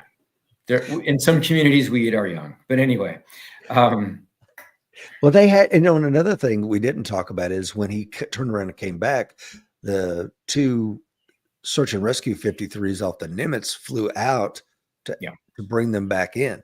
Yeah, they were pretty low on gas. They were worried about having to ditch it, and ditching a helicopter obviously is a very risky proposition. That would have scared the hell out of me, even if you did have Marine CH-53s right there to pick you up, because that thing's going to flip upside down, full of water, and sink quickly. You don't get out. First couple seconds, you're gone. So yeah, those that haven't been in a helo dunker, that's a terrifying experience. But if you're going on the Marine Expeditionary Unit, you're going to go on a MEU, you're going to fly ashore on helos. You have to get dunker qualled, as any Marine that's watching today has done it. The cage rolls down, and as soon as the helo hits, because the engines are up here, the transmission's up here, all the weight's on the top, helo will immediately roll and go under upside down. Now they have bladders on the sides, some of them that'll explode and expand and try to mitigate that, but you can expect to go upside down, and it means all your gear is you're gonna be in a washing machine full of all your kit when that helo goes upside down. So like Rudy said, that's the last thing you want to do. Let's talk about questionable pilot abort decisions, Rudy. What do you think about that? So always hesitant to go back and question the guy, the man in the arena, the person who was actually on the aircraft. But from a mission perspective, you do have to, question why the decisions were made. It's tough because they didn't know how many helicopters were available, and it was only that last helicopter that knew that if they aborted, the mission wouldn't go forward. The other two pilots did not know that. They assumed at launching 8 they would still be able to get 6 to Desert One and push forward. Kyle certainly questioned them. I met Colonel Kyle in 1992 at a Joint Special Operations Planning Workshop. And, so this is 12 years later, shortly after his book came out, and he was not a happy man. He had some very, very strong opinions on this. I've always been one to, give people it may be a weakness of mine, but give people the benefit of the doubt. But boy, he was upset about that. Well, again, I think, one of the things I would have for this as 23 years in the Marine Corps is you got to understand the difference between this is peacetime operating conditions. We're not going to chance it. And this is combat, and we're going to fly until this thing smokes into the ground. And that to me is the different mentality, like where we have to go. Yeah, but I know we have these problems. Hey, I understand that you got a problem. We all got problems. This plane needs to fly. So I think his point is right. And I think the end of the book says these pilots that aborted had everything but the guts to go forward. And it's pretty strong indictment, and I wasn't there, but I think that's, I don't know. I'm not a pilot in command. And have you made abort decisions or seen some of your junior officers that made abort decisions that you may not have questions? I have. Yeah. I have been questioned about continuing with the mission when people thought I shouldn't. I've been questioned about aborting the mission when people thought I should, and I've been on board airplanes when I was absolutely livid that we stopped when we did. I was the mission commander and basically pushing to go forward, and the pilot in command made a decision I thought was not appropriate. Yeah, we hashed it out in the post mission debrief, but. I've seen it from both sides of the fence. I can only imagine. Let's talk about absurd tactics restrictions. For number 4 on Colonel Kyle's Anatomy of a Failure. What are your thoughts on that one? Yeah, he is talking about the decision of the helicopters to stay low level rather than to climb and use secondary navigation systems, the pins in the eye and the omega, the pins in the omega to get to the the destination. That's really what he's railing against here, believing that at least that second aircraft to abort, the one that turned around, could have, simply by, climbing to a higher altitude, could have made it there, flown in VFR conditions to make it out there. We had this conversation yesterday, but there are institutional differences between the way that helicopter and fixed wing pilots, see the world. I told you the story the other day about our helicopter mission commander, who they were taking lots of ground fire in Iraq, and they had to get from point A to point B and accomplish the mission. The dangerous part was getting from point A to point B because they encountered fire along the way. So he made the decision that we're going to climb up to 10,000 feet. We're going to overfly all this small arms and RPG fire. They don't have SA-7, so we're going to then drop down and accomplish the mission. Boy, he got pushback from the helicopter community. We fly low level. That's how we get there. We need to go lower. He said, no, we need to fly high. We need to be smart and climb over this. He really bucked the system and got an awful lot of pushback for it.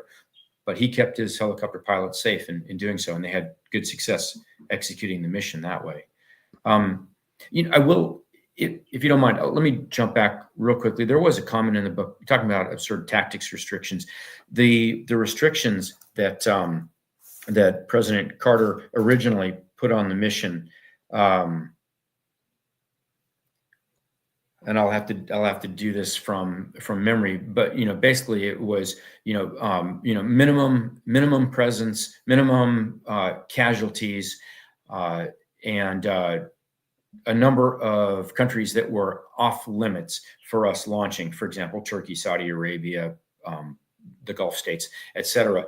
Those are the same restrictions. A lot of people who are planning the mission said, "Hey, these are the same restrictions we had in Vietnam, and look how that worked out. Take the gloves off, push the diplomatic front. Let us launch from where we need to. Let us go in and accomplish this with speed, surprise, and violence of action, and we'll get the job done." And the answer on a strategic level was no. We're going to go in, surgically, minimum violence, minimum civilian casualties, zero if you can make it happen, and get the Americans out.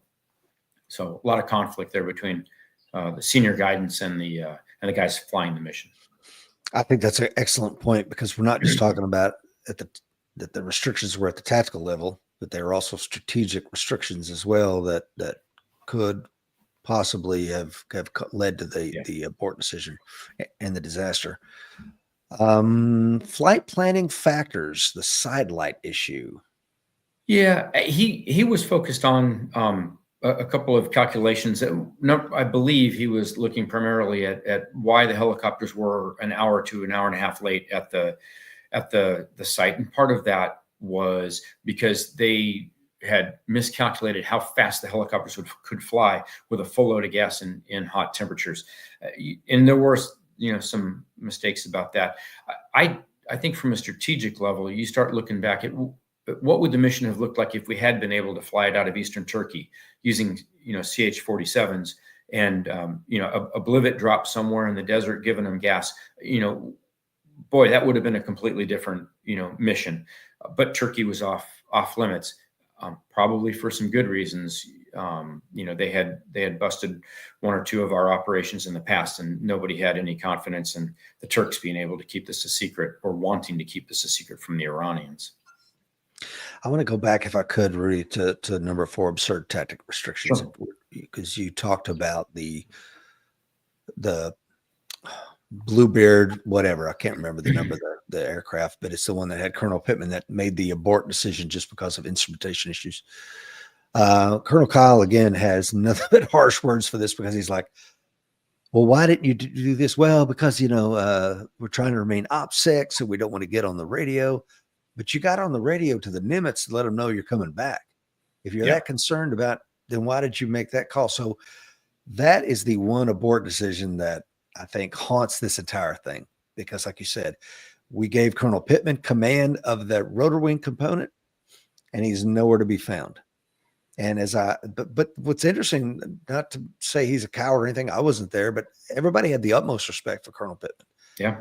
And everybody had the utmost, they thought that Schaefer, the pilot of the helo that slammed into the 130, was one of the finest pilots out there that night. So some of this, I mean, I don't know what you want to call it, Rudy, bad luck. I mean, it's obviously there's a lot of things that led to this, contributed to this, but at the end of the day, well, let me throw out one other thing that's interesting on the tactics restriction. So the helos, were down, low level, trying to pick their way through what arguably was the worst of the dust. The C-130s were flying high, and that was really highlighted in Colonel Kyle's brief when I received it back in '92. He was adamant that they should have done something other than fly low level. But the Marines had been told, hey, you fly too high, you're going to bust the mission. You guys are going to be seen. Of course, they look up and they see the C-130s, flying overhead at high altitude. There's a serious disconnect. And it's funny. I have a friend that was intimately involved in Just Cause. He was taking the gunships down to Panama. And they were told they had to stay absolute low level to avoid Cuban radar on the way down there. So everything that they did was calm out, was blacked out. They were doing in-flight refueling at extremely low altitudes. I mean, the tankers had busted all of their regulations, getting down real low. I want to say down to, I think they were almost down to 1,000 feet, with a tanker, which is absolutely unheard of. They're doing this so they don't get picked up on Cuban radars. They skirt past Cuba. They look up, and what do they see? They see, an 8 ship of C-141s flying overhead with the invasion force. So it's the same question. Well, what the hell are we doing down here? If you guys are up there, the problem is intel. When you've got so many moving parts, intel isn't being distributed to everyone, and the same analysis isn't being made. It's part of the fog and the friction of war. But that's a great point. And one of Colonel Kyle says the weather brief that the Nimitz guys got was there's a possibility of suspended dust or something like that. That was the only conversation that was made about the potentiality for dust. But you raise a great point there, and that is kind of from the lessons of the failure, if you want to call it that, at Desert One. I don't know what else to call it. I want to be kind to the brave men that fought there that night or gave their lives there. But at the same time, we learned a lot of lessons, I think, that impacted your career as a special operations pilot and squadron commander, and your entire community and all your brothers and sisters out there learned a tremendous amount from this. What came out of Desert One, if anything good? Yeah. And that's why a lot of people do refer to Desert One as a tactical failure, but a strategic success. The first thing was that it drove home the point that there were many things that we, as what we believe was the most powerful nation on earth, did not have the capability to do.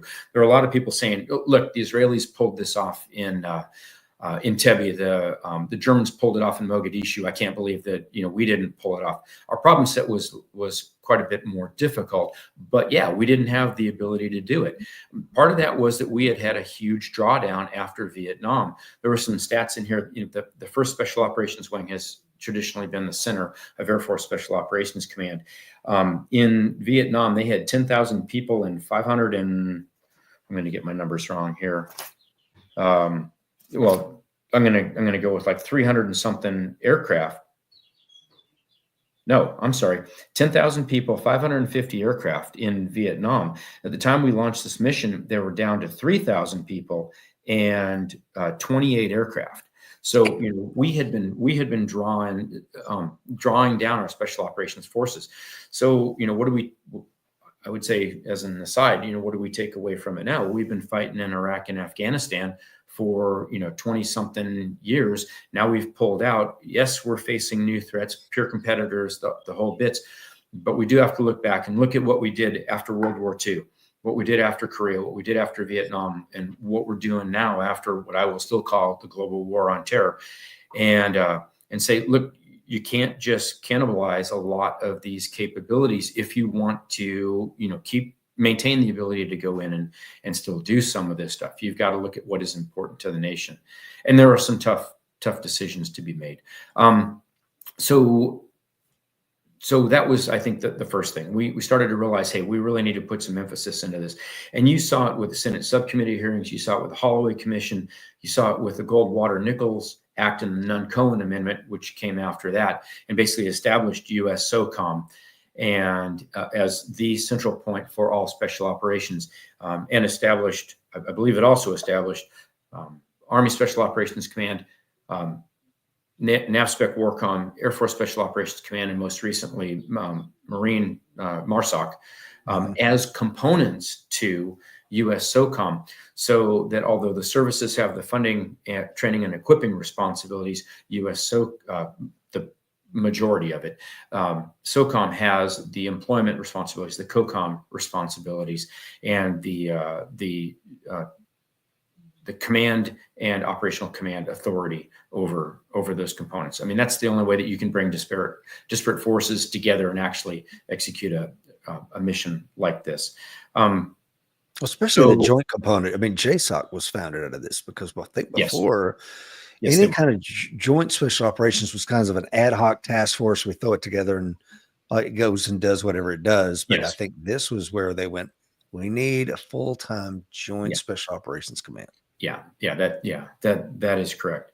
And I think that those are the big things that came out of it. You know, as I read back through the book, I told you yesterday, I wish that I had read this book 30 years ago as I was going through the process. But everything, all of the follow-on capabilities that I saw implemented in my career, came directly out of Eagle Claw, and then the follow-on project Honey Badger, where they really try to develop a lot of this capability, but better NVGs, better terrain following radar, FLIR, forward-looking infrared that we could use through all phases of flight, better ECM equipment, better airdrop capability. These guys were doing on the helicopter side, foldable rotor blades, foldable tail booms, dust particle separators, I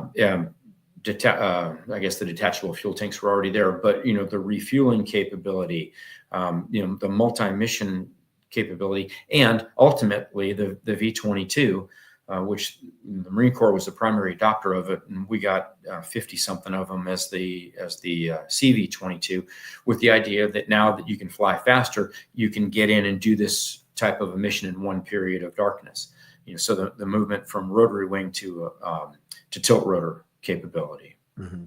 And the V-22 is the Osprey, for those that maybe have heard it called that. But yeah, I think it's great. Everything, like you mentioned, from the tactical side of the house, communication side of the house, navigation equipment, command and control, how to command and control these types of forces. What does that look like? We don't need 4 or 5 different commanders. Who's really in charge here? Another thing, the way you and I talked about this yesterday, I was blown away by the way Colonel Kyle describes the chaos. And again, sometimes you create your own chaos.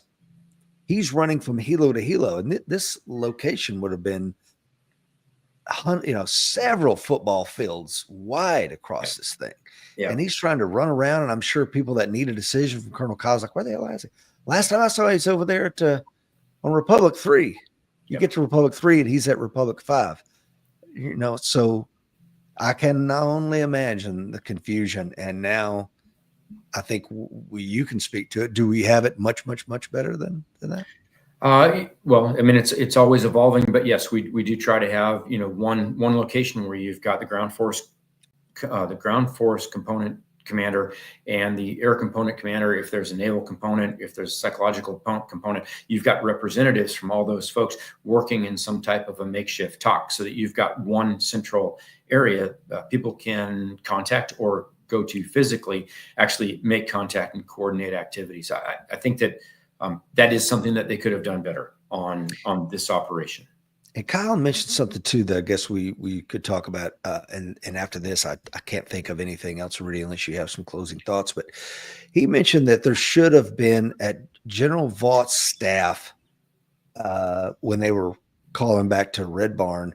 He doesn't have CH-53 guy an RH-53 guy that he can turn to and go, is there anything else they can do? Or a Sikorsky engineer, some sort of contractor there with intimate knowledge of helo operations.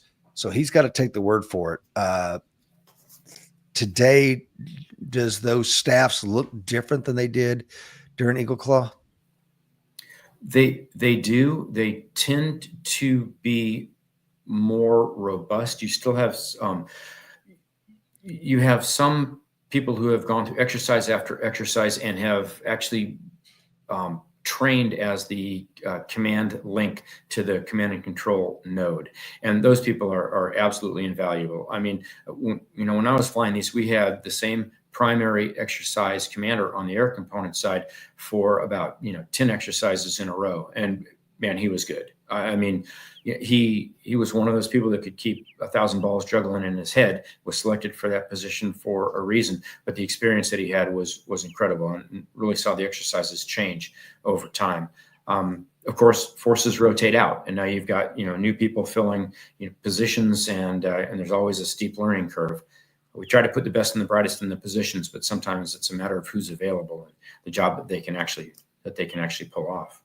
Yeah, several of folks watching this morning remind us that the best learning comes from failure, and like you alluded to, Rudy, we learned so much from this. And Honey Badger was the mission that they were going to do after the failure of Operation Eagle Claw. However, the Iranians aren't stupid. Your enemy always gets a vote, and the Iranians took the hostages and scattered them all over the country at that point in 2s and 3s and 4s, making any kind of rescue almost impossible to execute at that point.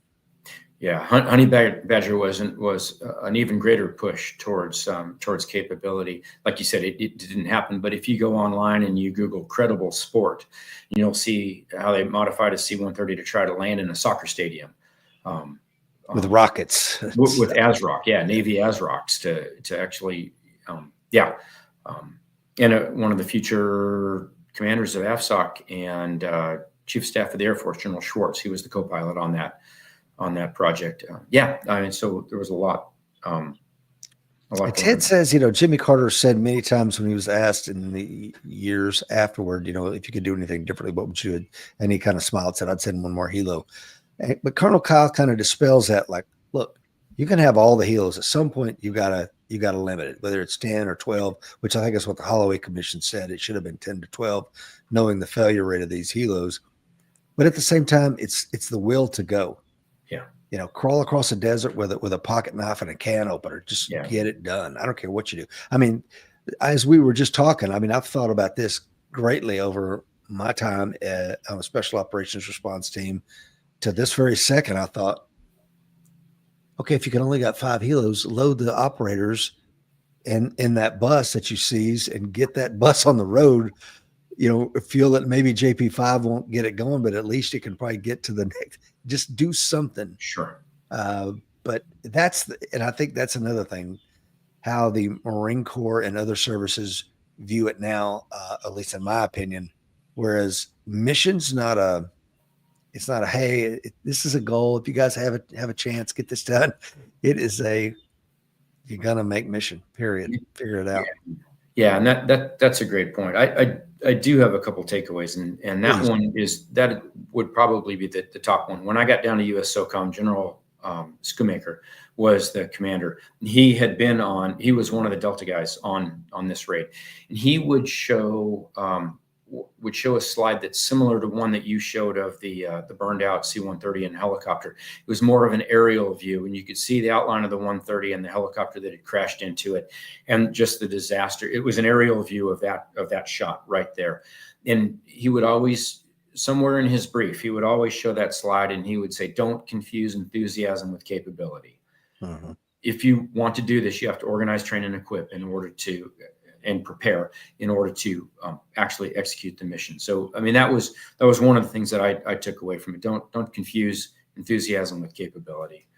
I went to a remembrance ceremony on Thursday out at headquarters AFSOC, and the AFSOC commander gave the keynote address out there. I'm going to take a line from his speech. And he said, when we think back on Desert One, we should think back of a legacy, not of failure, but of courage, innovation, and sacrifice. And I think that's very important to take away from this. Like we said, tactical failure, possibly a strategic success.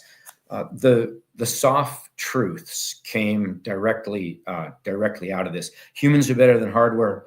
Quality is better than quantity. Soft cannot be mass produced.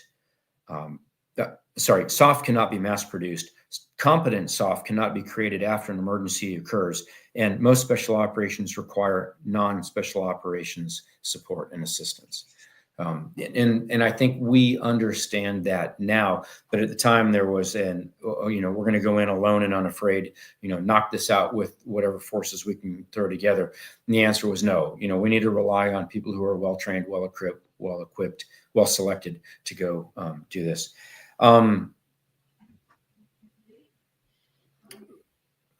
OPSEC versus operational necessity. Operational security is critical to making a mission like this go down, but getting buy-in from the people who are involved in it is critical to making sure that the mission goes all the way through to completion. So it's always a balance between operational security and getting enough information out to get the buy-in you need from all of the people that are out there. That is probably the toughest part of this entire thing. So I guess the last thing I would say is, it boils down to, okay, what mindset do you take into this? And one of my mentors, who was actually a Pavlo pilot that I worked for a couple of times, I think he said it best when he talked to the air crews, when he talked to anybody that was in Air Force Special Operations Command. He said what he expects is prudent audacity. You've got to find that balance between following the regulations, doing what's right, doing what's safe, but being audacious enough to try things to see if they work and to stick your neck out when you need to get the mission done. In a nutshell, prudent audacity was how he described the mindset he wanted his members to have. I love that. I've never heard that before. One of my favorite books is, the book Ben McIntyre wrote about rogue heroes, and they got a show about rogue heroes, and it's the founding of the Special Air Service. And their motto is "Who dares wins," the 22 SAS.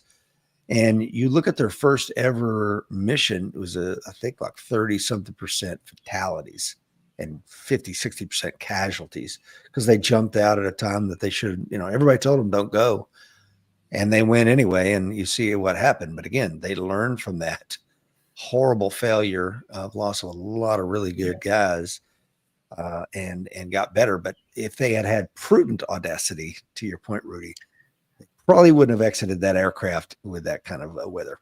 Yeah. I mean, the question is always how do you define prudent audacity? How do you know what's prudent and what is simply too audacious in order to try that? It's the cycle.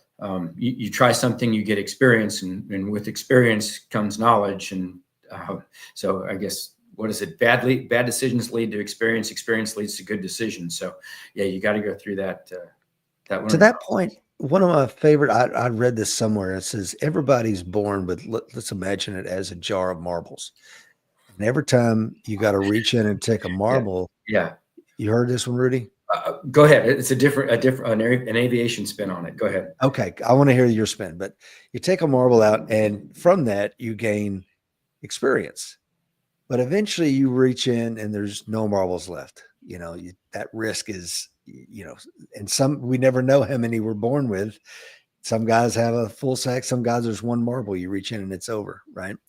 But what's the aviation metaphor? The aviation version of that is when you start flying, you're given two bags. You're given a clue bag and a luck bag. The clue bag is empty. The luck bag is full. The goal is to fill your clue bag before your luck bag runs out. Mm-hmm. Yeah. So so many lessons that we've talked about today, and I hope everyone has enjoyed today's show. Reudi, any closing thoughts, sir? No, I think we hit it. I guess the question is, why do we talk in depth? We've been going for 2 hours. Why do we, talk in depth about things like this. And history repeats itself, or I guess as Mark Twain said, it doesn't repeat itself, but it often rhymes. You can see the same patterns possibly in the works now as we as a military, as we as a nation move into a different potential conflict. So how do we posture ourselves for that? I mean, DOGE is cutting stuff left and right, and yes, we need to trim the federal budget. How do we make sure that we do that in a smart way and don't lose the capability as we try to trim the fat? Yeah. One of the things I think is somewhat unforgivable, and I'm sure it's changed now, but Mike Vining, Sergeant Major Mike Vining, I said he was a B Squadron operator at Eagle Claw. Later, after they stand up JSOC, Joint Special Operations Command, he goes over there. He's the sergeant major in charge of training. And he's like, I beat my head against a wall trying to get JSOC to let's do this mission set. Hostile, denied airspace, hostile country. We have American hostages we got to rescue. They're 500 miles inland, some version of that. And let's execute that for our training. And he's like, I never could get him to do it. But I submit, maybe we haven't seen the last of that. Maybe we haven't seen the last of that mission set because we're moving into a time of instability. Nation state actors that can pull off this kind of stuff. We see Iran sponsoring Hezbollah, the Houthis, and Hamas, and any number of bad actors in that region. Man, we could see this happen again. So I hope that they're taking the lessons of Eagle Claw. I hope that they're practicing these missions, and that's all I've got, Rudy. Yeah, I agree. No, this is the time to read. This is the time to prepare. Yeah. Guys and gals, thank you so much for joining Rudy and I this morning on the American Warrior Show discussing the 45th anniversary of Operation Eagle Claw. Rudy and I have nothing but the utmost respect for the men that tried to pull this off. They had the guts to try, and Colonel Kyle's summation. Thank you to everyone that watched live. Thank you to everyone that will listen to the show. Be safe out there, guys and gals, because the fight is coming. You ready?